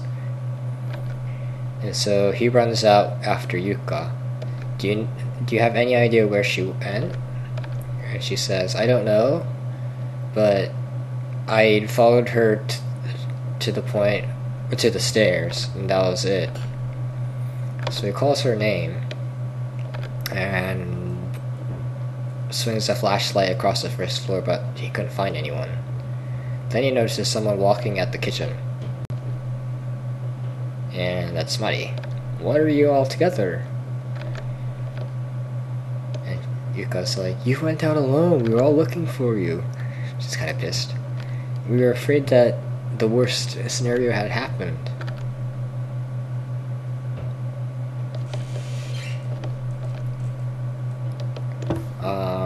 And apparently she's quite excited. She says, I don't think there's a vengeful dead. You saw the wife's neck, right? I was thinking that it was done using one of the kitchen knives from here. And when I came to look, one of the knives here is missing. The athlete was here before. I see, that's what she was looking for. Come to think of it, the only people that were using a knife to prepare dinner were her and Mari. Yuka confirmed. And Megumi asked, you ate dinner even though the manager was missing? And she's like, before you two came, like an hour before you two came, because the manager was really, really late, the wife decided to make something. We ended up having a barbecue party, but it was raining and... oh no, it wasn't raining. But the refrigerator was filled with a lot of food. So we felt bad about the manager, but we could always apologize later and just ate.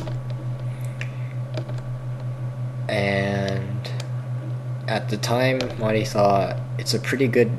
the knife is pretty sharp. And then it ended up being used for our murder. So that would mean there's no vengeful dead, right? Because someone dead wouldn't kill someone with a knife. And Yuka responds, then who's the suspect? If there's no one dead, then who's the suspect? And Mari doesn't have any confidence about that. And Yuka continues, because when we came here, we looked around with everyone's agreement. I mean, these two weren't here, but if someone was already here, we would have noticed, right? And the wife's room was locked. Apparently Yuka still believes there's some vengeful dead, and Mari thinks there is a suspect. And Megumi chimes in to say, who cares? Can we just go back to our room? The two of them agree and climb up the stairs. Oh god. He agreed and was about to climb back up the stairs, but then Megumi's kind of like staring off in the distance. What happened? The other two are gone. And she says, when we came here, wasn't there a mask on the wall around here? And she says as she points at the area that the flashlight was lighting. Fuck, I hate these sounds.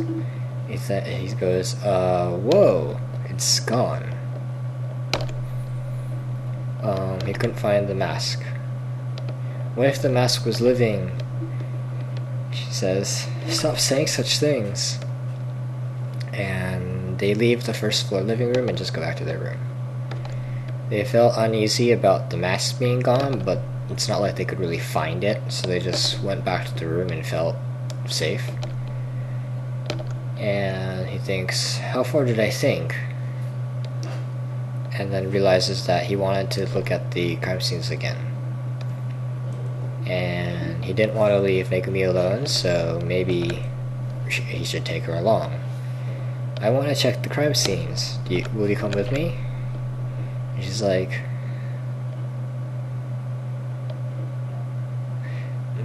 no, he stepped on the key, if you remember. She says, let's stop doing scary things, just stay safe in the room. And he thinks, well, yeah, going outside here into the hallway is taking a big risk. But he also felt like just sitting there wringing his hands was risky. When did he step on something?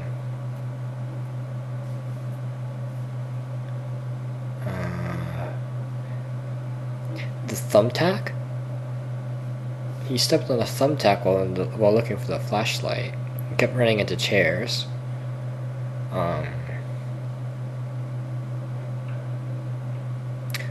Oh, are you saying the thumbtack was from the mask? That would make sense. That's actually making it seem like the athlete's the killer. Because the athlete was downstairs, right? Already. If you remember, the athlete came downstairs first to look for the key, for the flashlight. And so that's enough time to take the mask, right? And then he went to the kitchen, which is enough time to take the knife, too. And he says, we don't know when the serial murderer is going to hit us where, so we can't just stay defensive. I have no idea. So we should start going after the suspect too. And then he gets to the door, but he hesitated to open the door. What if the murderer is waiting outside? And then he kind of got scared. Or maybe I should stop.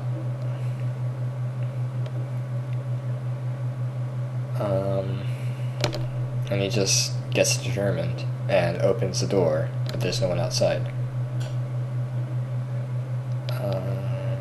They got to the bathroom, opened the door. What? They opened the door and encountered an unexpected scene. What was supposed to be there was not. The corpse is gone? Right, the corpse is completely gone. Only the blood puddle was left. Did someone clean this? No, because then they would have let everyone know. Why? A. Let everyone know immediately. B. Look for the missing corpse first.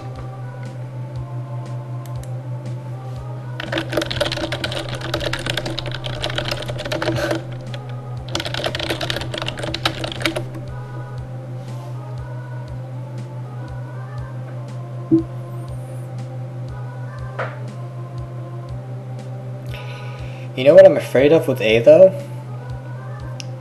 The reason why I'm afraid of A is I feel like one bad end is you becoming the suspect. Because you keep running into the corpses first. Right? If you get my concern?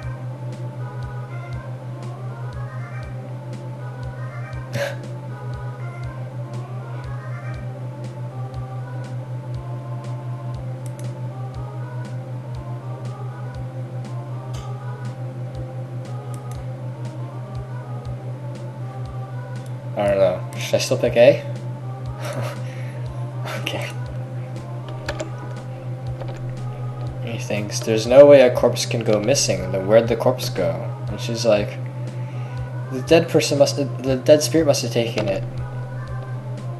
And he feels like wanting to believe that it was a ghost too. Well, because he was sure that the possibility of someone within having been the suspect wasn't gone. He ends up calling everyone anyways. He goes around knocking on everyone's door. Musashi and the athlete open their door. Did something happen again? The two high school girls poke out the door too. What happened this time? No one cleaned the corpse in the bathroom, right? The corpse is gone. I didn't do it. Me either, the pair tremble and say. We didn't do it either, say the two girls. It must have been Kitagawa and the husband. It must have been, says Musashi. And then everyone realizes the two of them weren't out of the room yet. Fuck. Oh shit, Jesus Christ, stop this.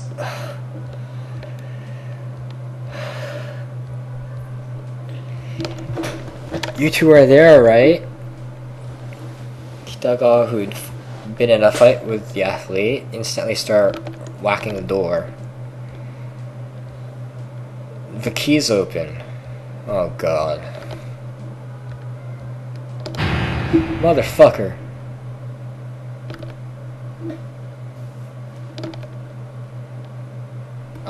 When they looked with the flashlight, there was one person that was lying down on the ground, and one that was lying against the wall.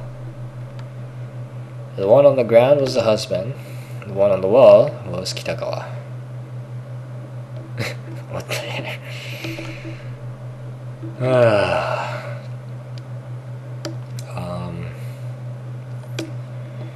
They go to the husband, guys.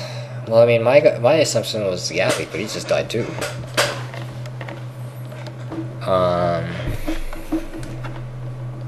Hold on, let me gather myself. I'm kind of scared. Sorry. The back of the husband's head looked like it was hit by someone from behind. The frames of the glasses was slightly ajar, and it looked like he was hit from behind by something heavy. And it didn't look like he was alive, obviously. So the guy that was sitting against the wall,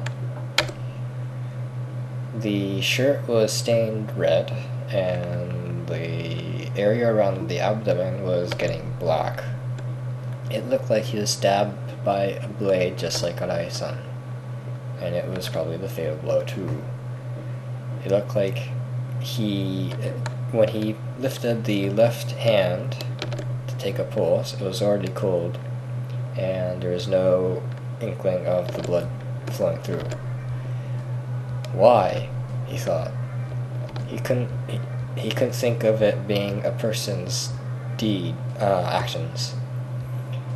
At this point, he felt like it was almost certainly a dead spirit. Everyone was frozen and couldn't move. Fuck. Sounds. He'd been believing that it was the husband. And even Kitagawa, who was all noisy and everything, had died without a single sound. Musashi was in a panic. We're gonna die. We're all gonna get killed by the dead spirit. Everyone started trembling. Megumi and I had come to this mansion to find shelter from the rain, but we didn't want to die.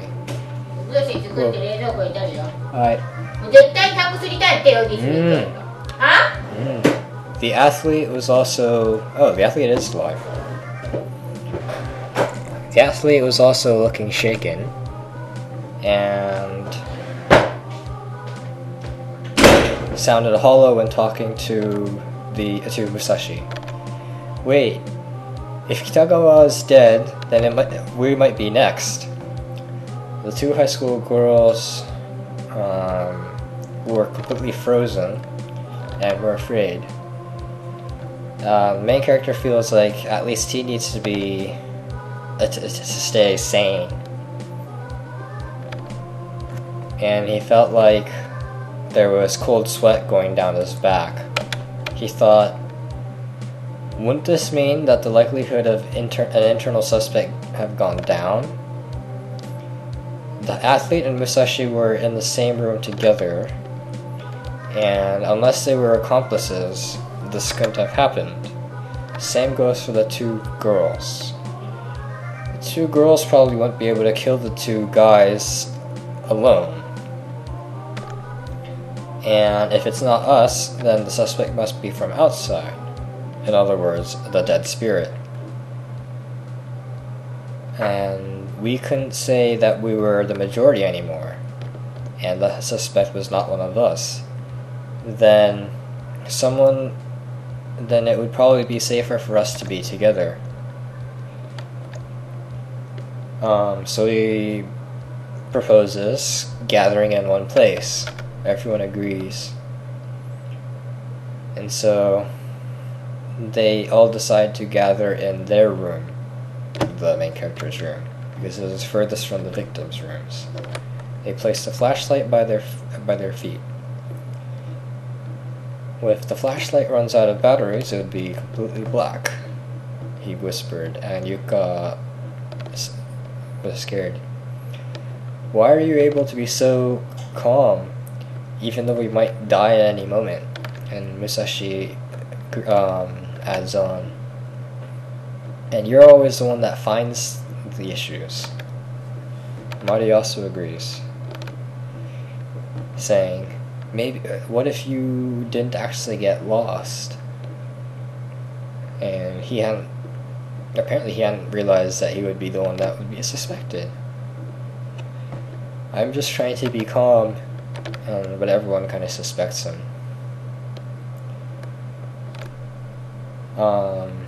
He thinks, apparently, because they're so in shock about the inhuman prowess of the suspect, that they wouldn't be calm. They couldn't be calm until they made someone a suspect.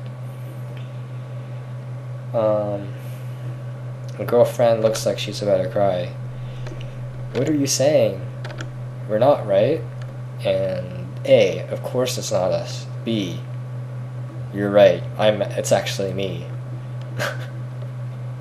What?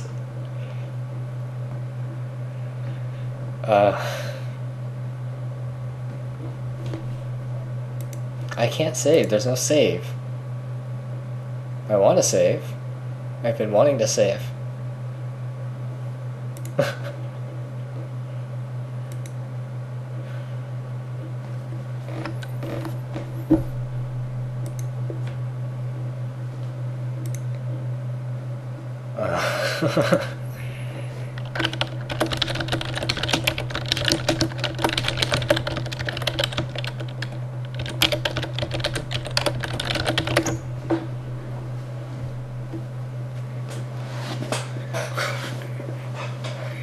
What the fuck?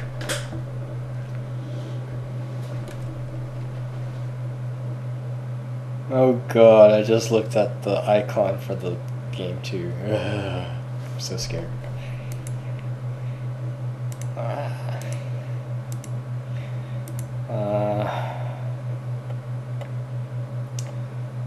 I don't know.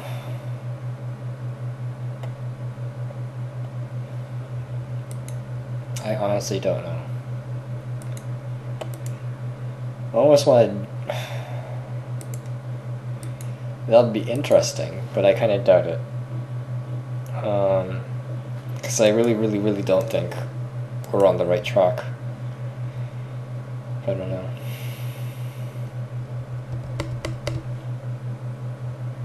I don't know. What should I pick?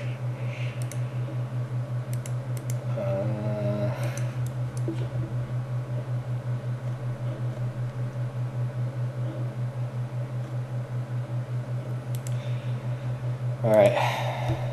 Of course it's not us. And he desperately continues. We really just got lost and landed here. We were afraid for our lives when we were walking in the rain. And if we were the suspect, we wouldn't have told everyone about the bodies, right? If we're all together like this, we can't move either. And Musashi laughs. But you can also say that that's because you've already finished your job. And the athlete says, "Shut up, you idiot." The two high school girls too. Oh, the two high school girls too. What's the point of saying these two are the suspects? If you tie these two up, does that make you feel safe? Do you have any proof that do you have any guarantee that if these two disappear from here, we'll be safe? The other three become silent. And think about it. What's the point of telling us about the corpse at the bathroom? What's the point of telling us that the corpse had disappeared? If the two were suspects, then what's the point of hiding the corpses? There's someone else other than us. Apparently he doesn't believe in the dead spirit yet. Fucking Christ.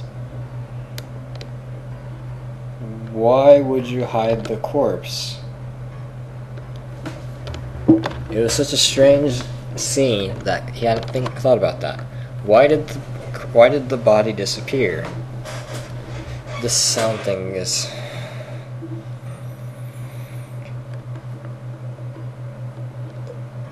if the one in the bathroom, yeah.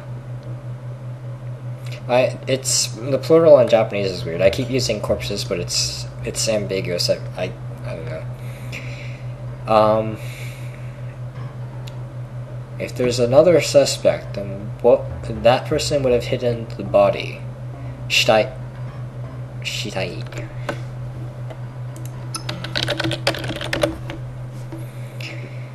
There's too many demerits to hiding a corpse for no reason.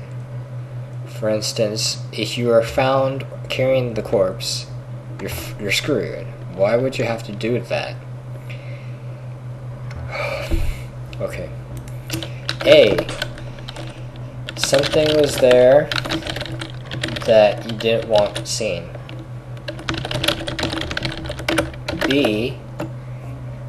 To follow the premonition of to get friends.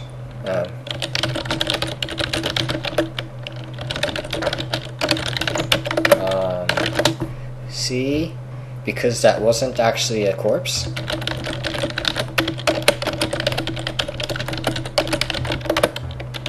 D, there was no corpse to begin with.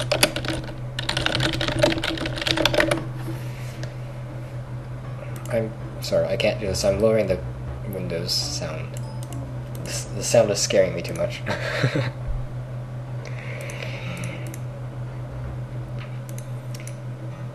No. D implies that there was no corpse to begin with. C, Arai was alive and was just acting like a corpse.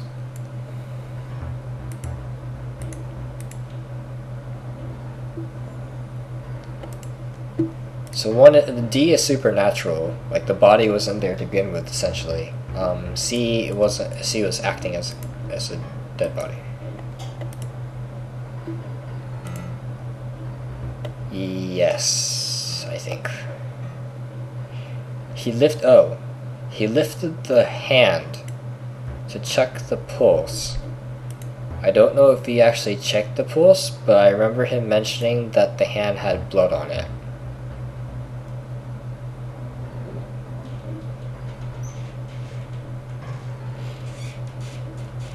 I don't remember.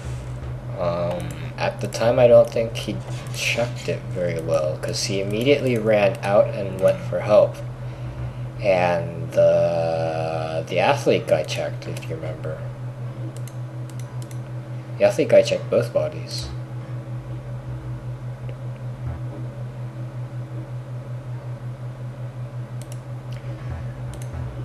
I'm getting scared. A is the most normal, yeah. It's A or C. C? Okay.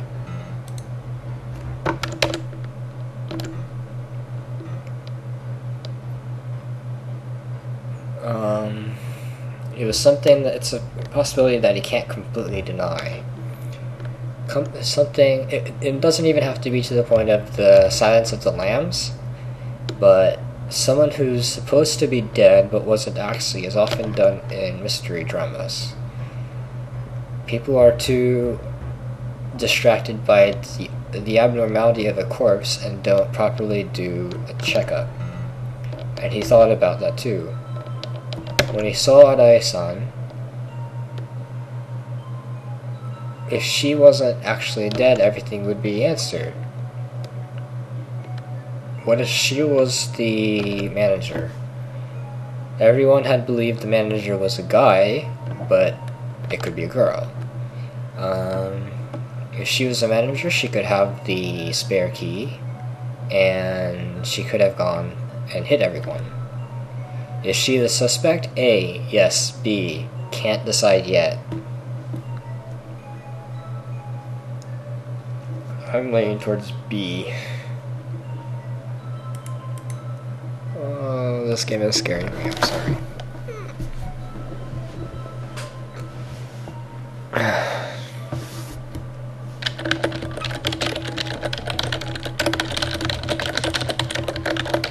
Okay.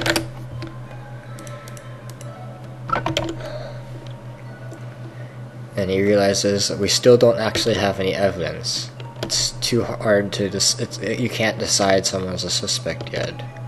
He needs evidence. The suspect might have moved the body to hide the proof. Well, maybe there's proof that the suspect couldn't hide yet. There is no such thing as a complete crime. A perfect crime. Looks like there's still a need to check the crime scenes. Just let's look at the crime scenes again, he says. And Mari reacts to it. I don't want to. It's like going to get killed. It's like jumping into a hunting ground as a rabbit. And Yuka agrees.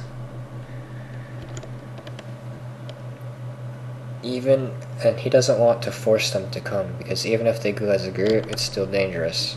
Maybe it's better to split up. No, it's not. God. Now let's split in two. One group sits here, the other group goes check the crime scenes.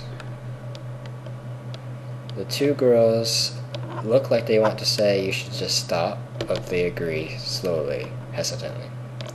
And how should we split? It says, ask Megumi. I don't want to bring more people than is necessary.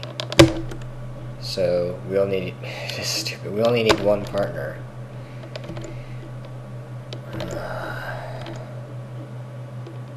Oh Jesus God.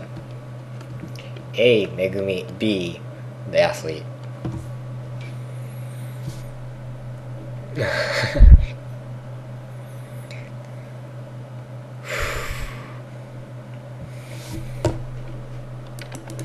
I still think the athlete is the suspect.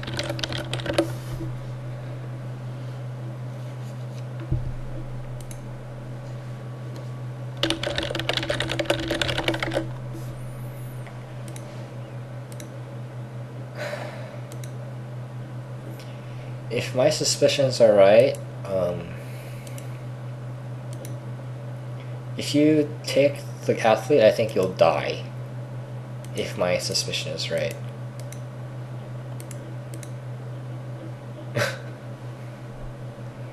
Then again, if you remember the last game, that's what we thought, and then I died on the last day.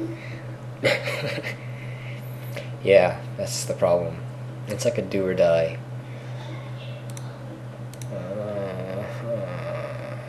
I suspect it's the athlete still. Because he had the best opportunity to grab the knife and the mask.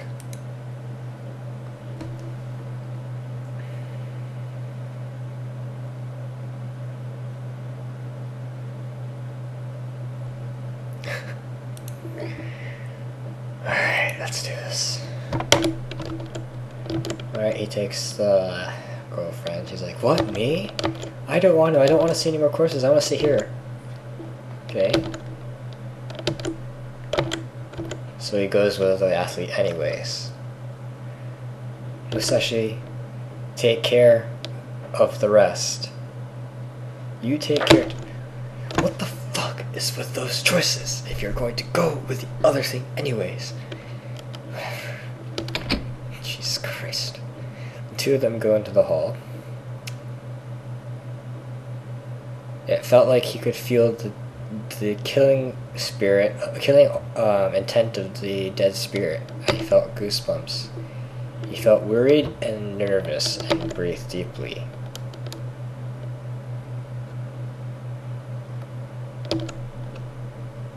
The athlete asks him, expecting him to lead, where do you want to check? Let's go in order. First, the bathroom where Asai-san was killed. I think it's Arai, actually. So they first went to the bathroom. And the reason why he said that is because he felt like that she was killed in the bathroom was weird. It's a bit unnatural for her to have been stabbed in the chest in the bathroom. It's hard to believe that she was waiting for someone. And it's also weird if she had run to the bathroom. And because the bathroom wasn't locked either, it's also strange that she was sitting on it. Only her corpse was strange. The athlete doesn't say anything and so we decide to go to the bathroom. I honestly feel like he's gonna die at any moment. And I also don't know how long I can keep this up because I'm getting scared. Using the flashlight, they looked around. There's no one around in the hallway. It seems so. Leading the way, he walks like a crab along the wall. Like a thief. And they made it to the... Okay, so yeah, I guess he's not trusting the guy too. He makes it to the bathroom, and when he went to open... Son of a bitch!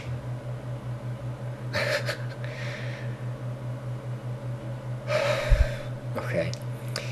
He felt like behind him, he was being seen. I still think he's the killer. I swear to God. He turns around, and the athlete is looking at him like, what do you want?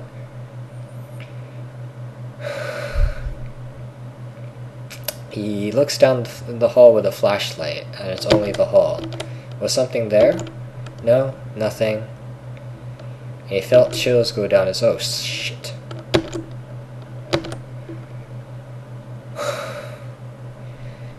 There is a trail of blood.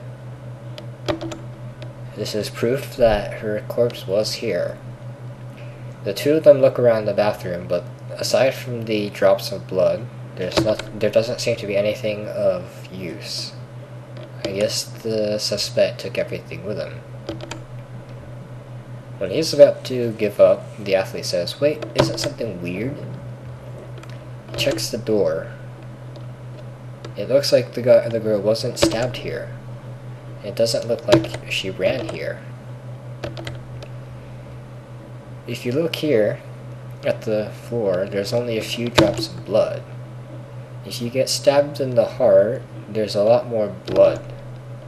He nodded. The main character nods. God, stop scaring me. Okay. He nods. But isn't there a possibility that she'd run here after she was stabbed? So isn't there still a possibility that she ran here? Did you look at her hand? She was probably holding her hand to the breast to stop it. And there's blood all over it. But there's no blood on the doorknob. In other words, she wasn't the one that opened the door. Someone else opened it. In other words, the body was carried here by the suspect. The athlete nods. And the suspect probably moved the corpse too. That means it's extremely unlikely that the suspect is someone that's dead. Wait, if the suspect isn't dead, and if it was someone that's alive...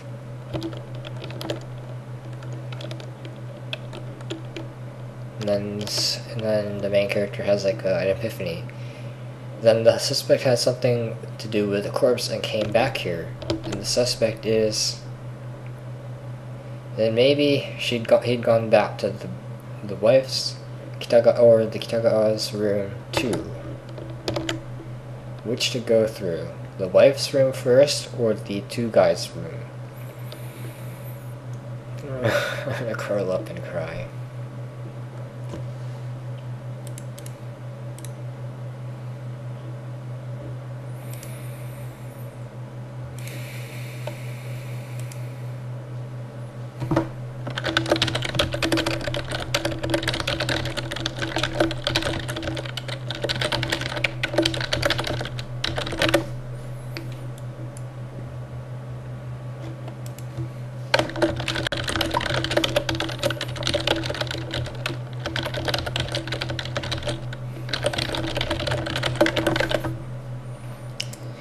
There's no evidence.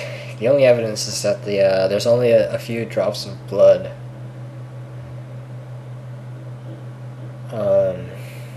There's only a few drops of blood here, and the body's gone. That's the only evidence so far.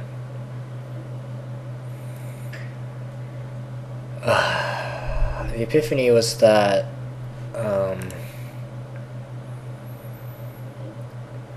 that if the suspect had something to do with the girl's corpse, that he might go back for the other ones.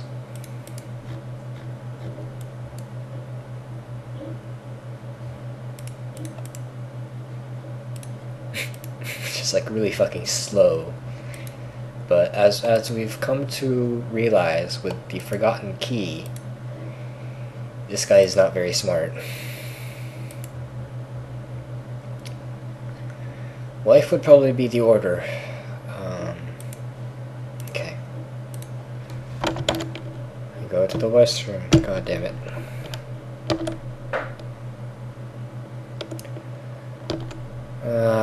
The body is still there. And they wonder if the suspect ever came back, and he instantly loses confidence in that feeling. Because he made it a sealed room because he had no intention of coming back here. But the athlete is gone. Where did he go? Oh shit. Motherfucker. Hold on. Hold on. I'm panicking. Hold on. Okay. I wasn't gonna laugh at me for this, but I just lowered the windows thing to 2. In front of ours is the athlete. Oh god. The key is locked to his room.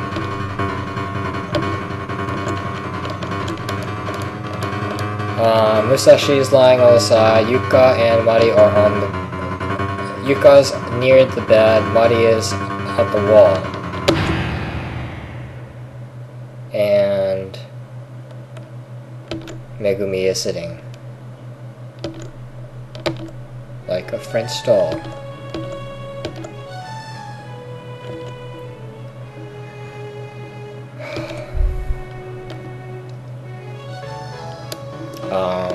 He is silent and wonders if the scream he just heard was her scream for help.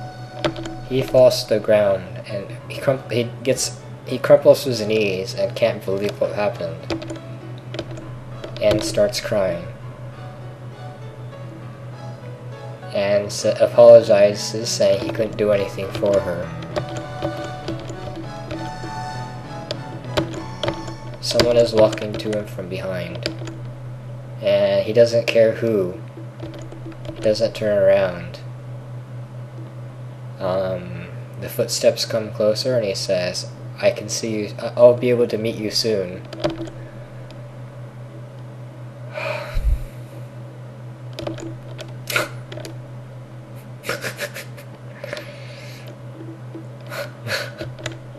Worst end, the shadow that creeps near. What do we do wrong?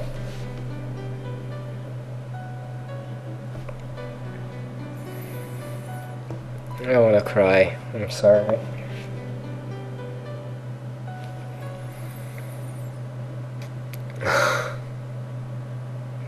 You think that was really it? I mean, I can probably skip over there in a flash.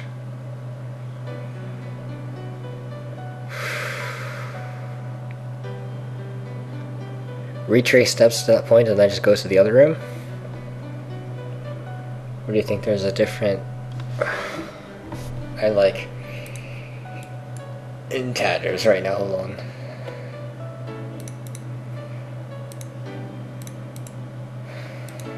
I mean, okay. Let me gather myself again. I had to lower the volume to 1 because I was just... okay. Beginning of the chapters. Oops. Worse? Seriously? Do you see this? Do you see this? Bad end, 1, 2, 3, 4, 11. Worst end, which is, oh my god.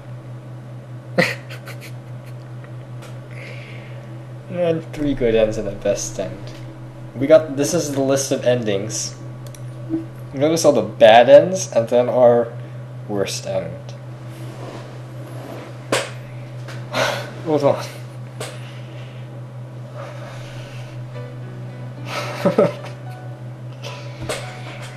I'm gonna cry, hold on. Oh god. Oh, I'm sorry. Okay, there we go.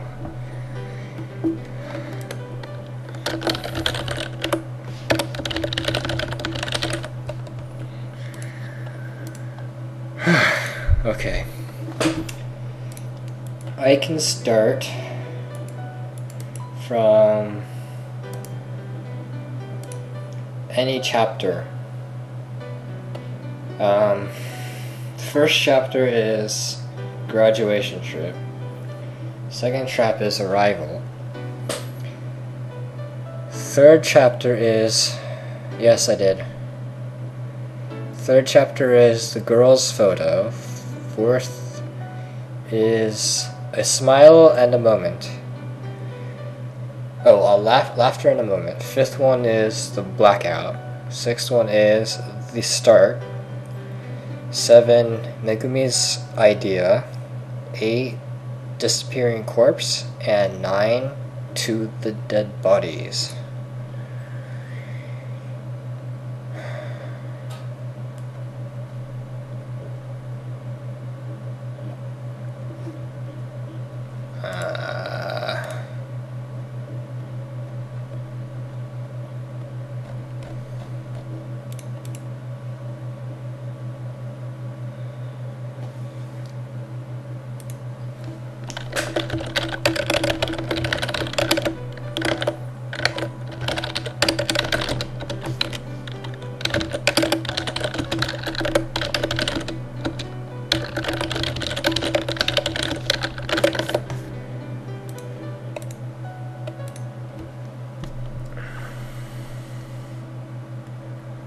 I don't know. Maybe. I can go to the bathroom a second.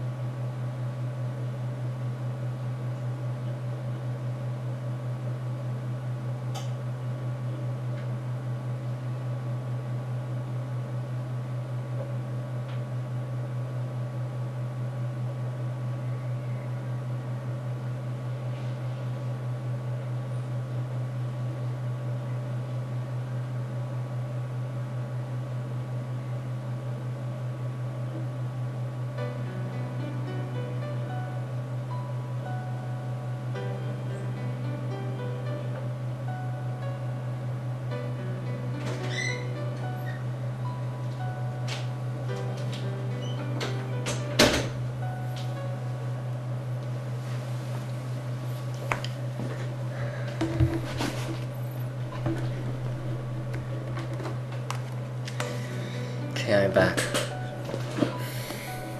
Okay, I'll wait for timeout. Okay, welcome back.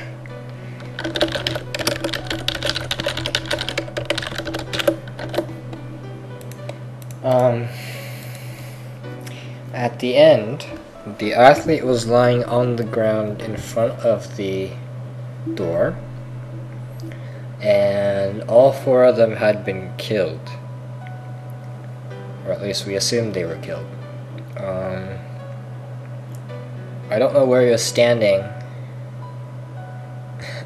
I don't know where he was standing when he looked into the room, but the implication that I can take from that is those 4 inside the room weren't the suspects, right? The 2 girls, the chubby guy and the girl he came with.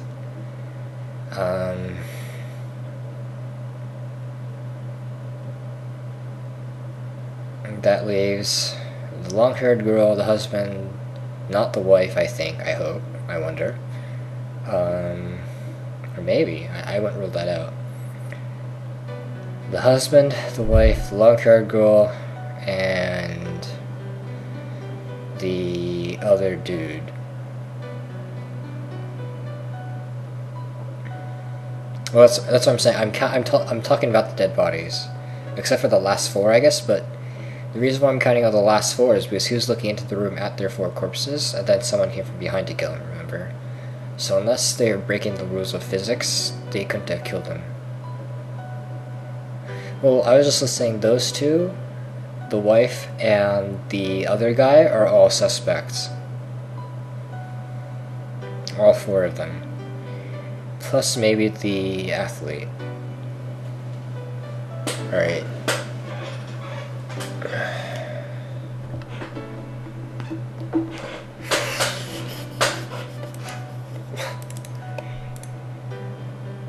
The athlete is super suspicious, especially because he was the one behind him when he was about to open the door, and then he got those two eye pictures showing up.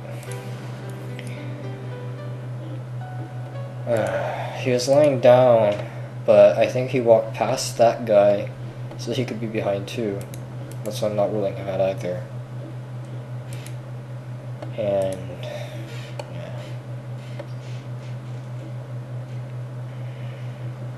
no, they're not confirmed kills. That's the problem. They're not confirmed kills because the wife was checked by the athlete. The only quote-unquote confirmed kill, if you want to use the main characters, is the guy that was in the husband's room. But he's not a medical professional. So, you can feasibly trick him.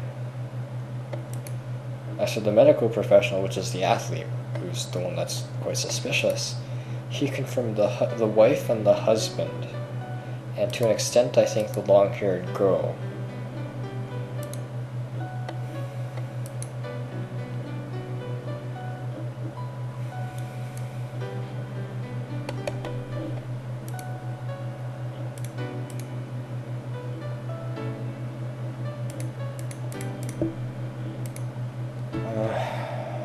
Do you want to see what happens if you check the other room instead?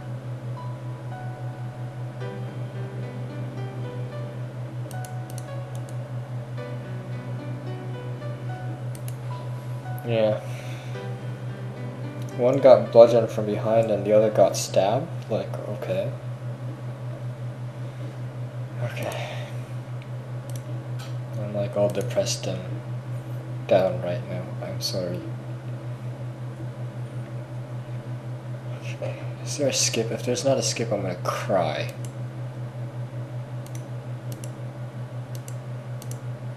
Oh, jeez, God.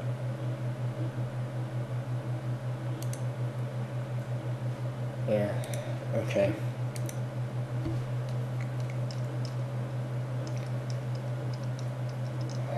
Which one to take? Well, the athlete. Right?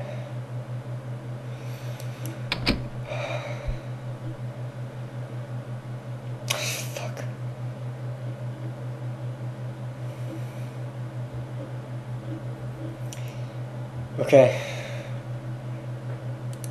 Here we go. Jesus fucking God. Both their bodies are gone. Why are the bodies missing? Why is only the wife's body here? What is messed up about the wife's body? And then... Son of a fucking bitch. God damn it.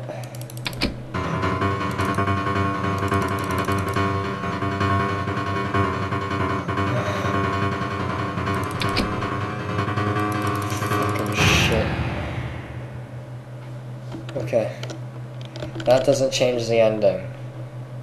But at least we know both their bodies are missing. Also, the athlete was bludgeoned from behind and was breathing, but he couldn't talk because he was, like, unconscious.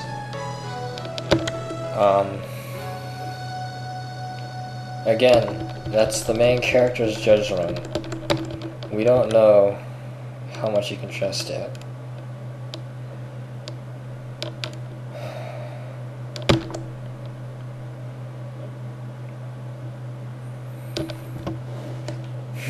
Okay.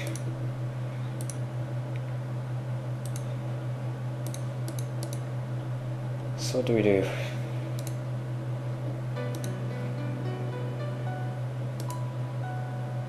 Should we just start from the start?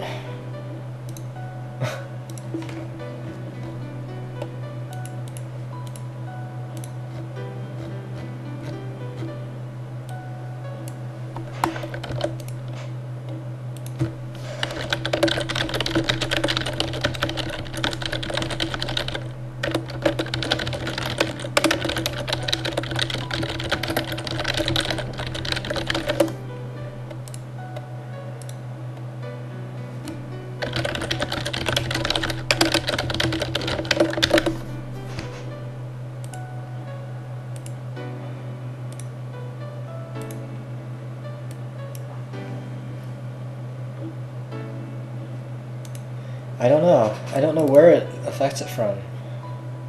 The start of the killings? Okay.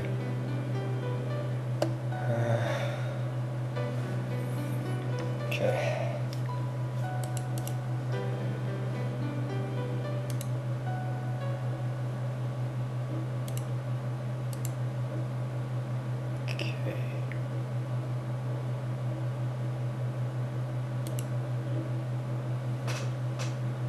Okay, we can do that too.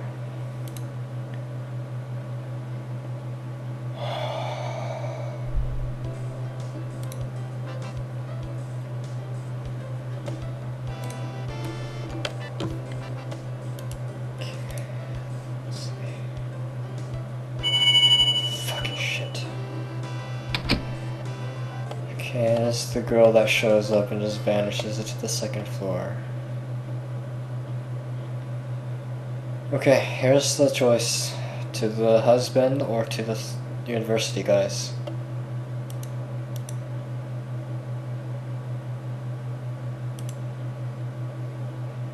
Husband, university guys.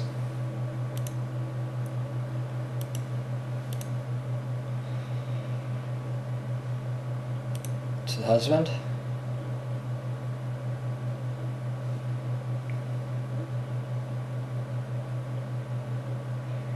The reason why I wonder if it's the university guys is because they recognize the girl, if you remember.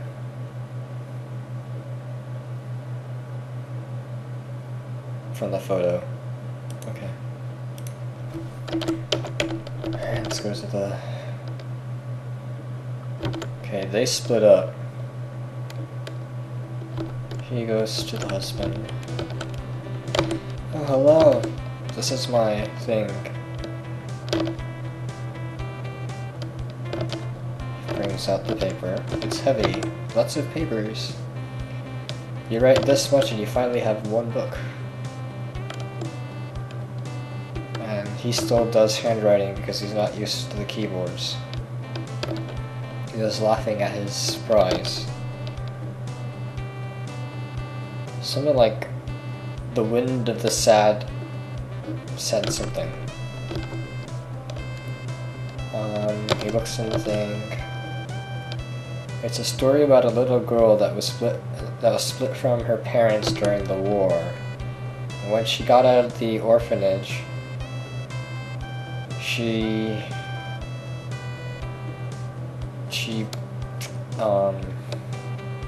puts her heart and soul into learning theater, which her dad loved, and eventually became a famous actress, dreaming of meeting with her father again, is the premise. and he's been fixing it around during this trip, and wants to send it to the publisher when he gets home. When he's home, they keep calling him and stuff about, like, give us a status update about the writing and that kind of stuff, so he doesn't have time to settle down and just write. So it's like, so he's laughing about, the main character laughs and jokes about how it's like debt collectors.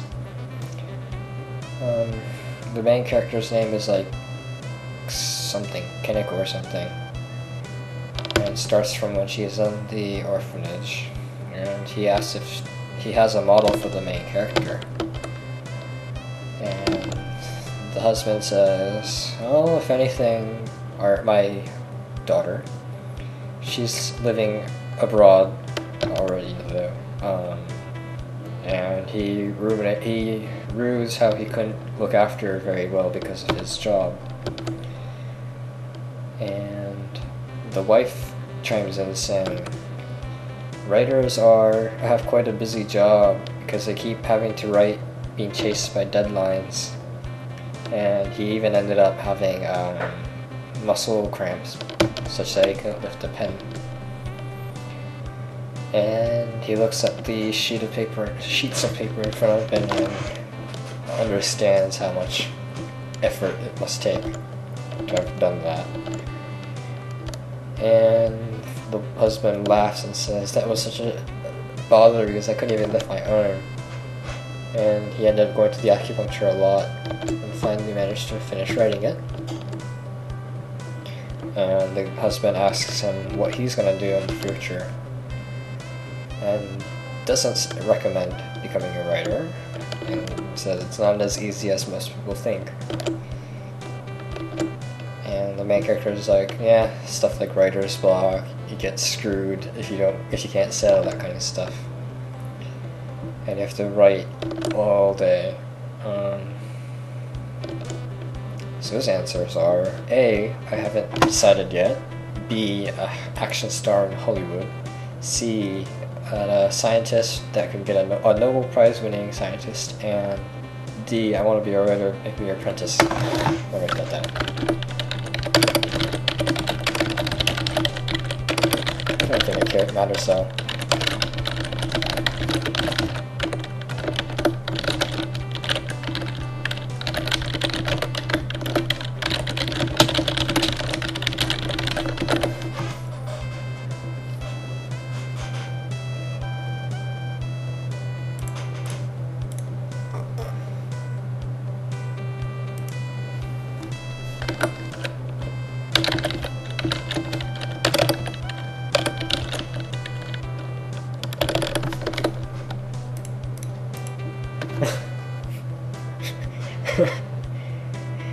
A or D or B.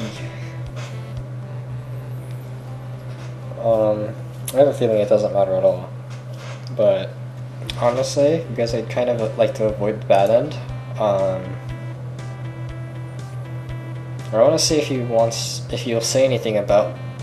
No, doubt it.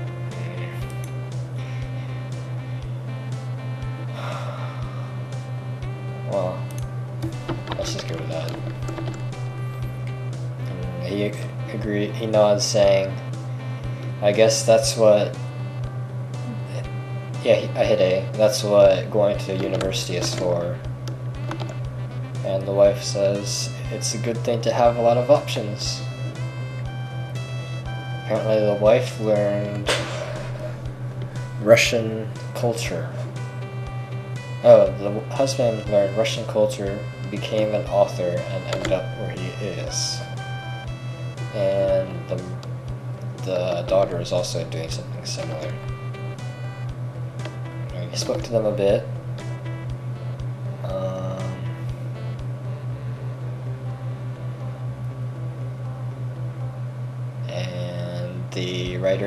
And the husband gives him a book called Pride and Prejudice, or no, it's Crime and Punishment, as a souvenir.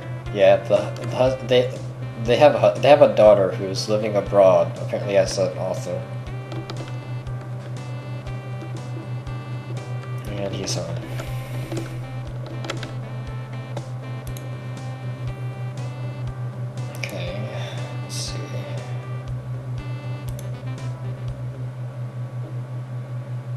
count. Okay, I'm just gonna...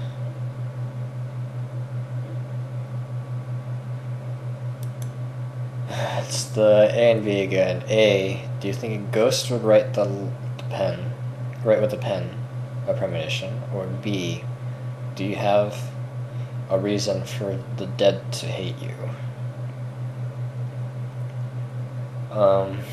If you don't mind, I'm gonna go with A. Yeah. Shit, I'm still on skip mode.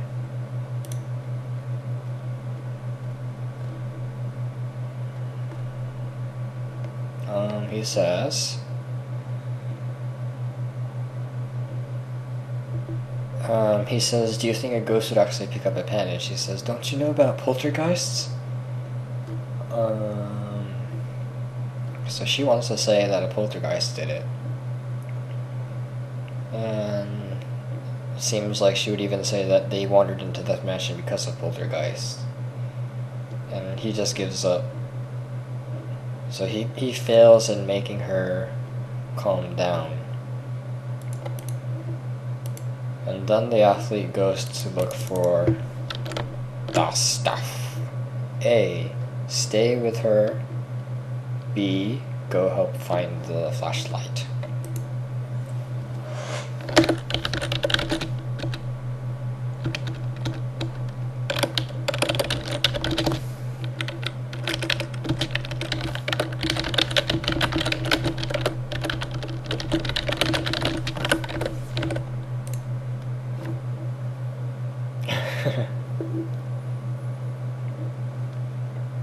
Okay, B again. What about you, Rovis?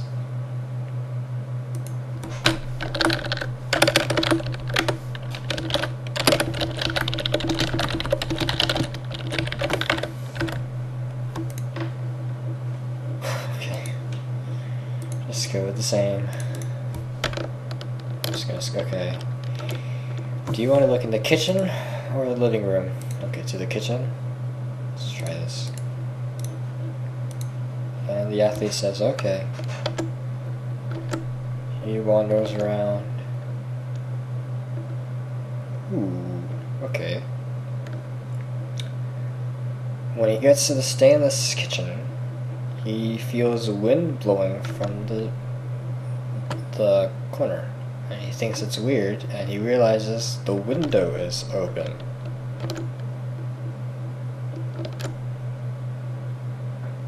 The window is open.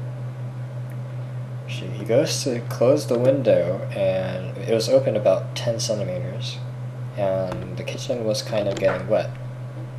Someone had probably opened it and forgot to close it. And he couldn't really see, but he manages to close the window. The kitchen became dark. When he turned around, he saw something very green below him. It says, emergency light. When he turned off the thing, when he removed that little switch thing, some lights came on at the edges of the room, which we already knew. And he could see how the kitchen looked. I found it. Oh, nice. And then a flashlight appeared below him, at his feet. And then a long blue thing was around his legs, and he was so surprised he was about to shout. He thought it was a snake, but apparently it was a rubber hose. Why is a hose here? But he had no time to think about that when the athlete said, alright, let's go back to the second floor. We don't have to worry about the light now.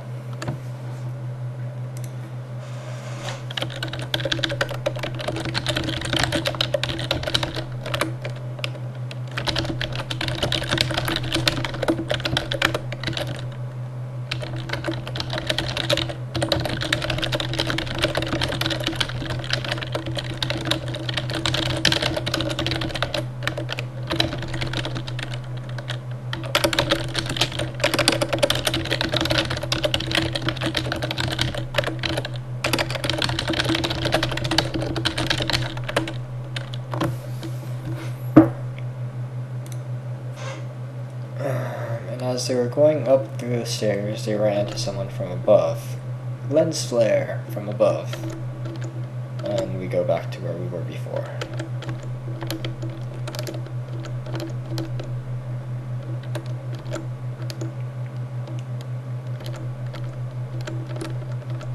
Okay, so we'll just do the same thing as before.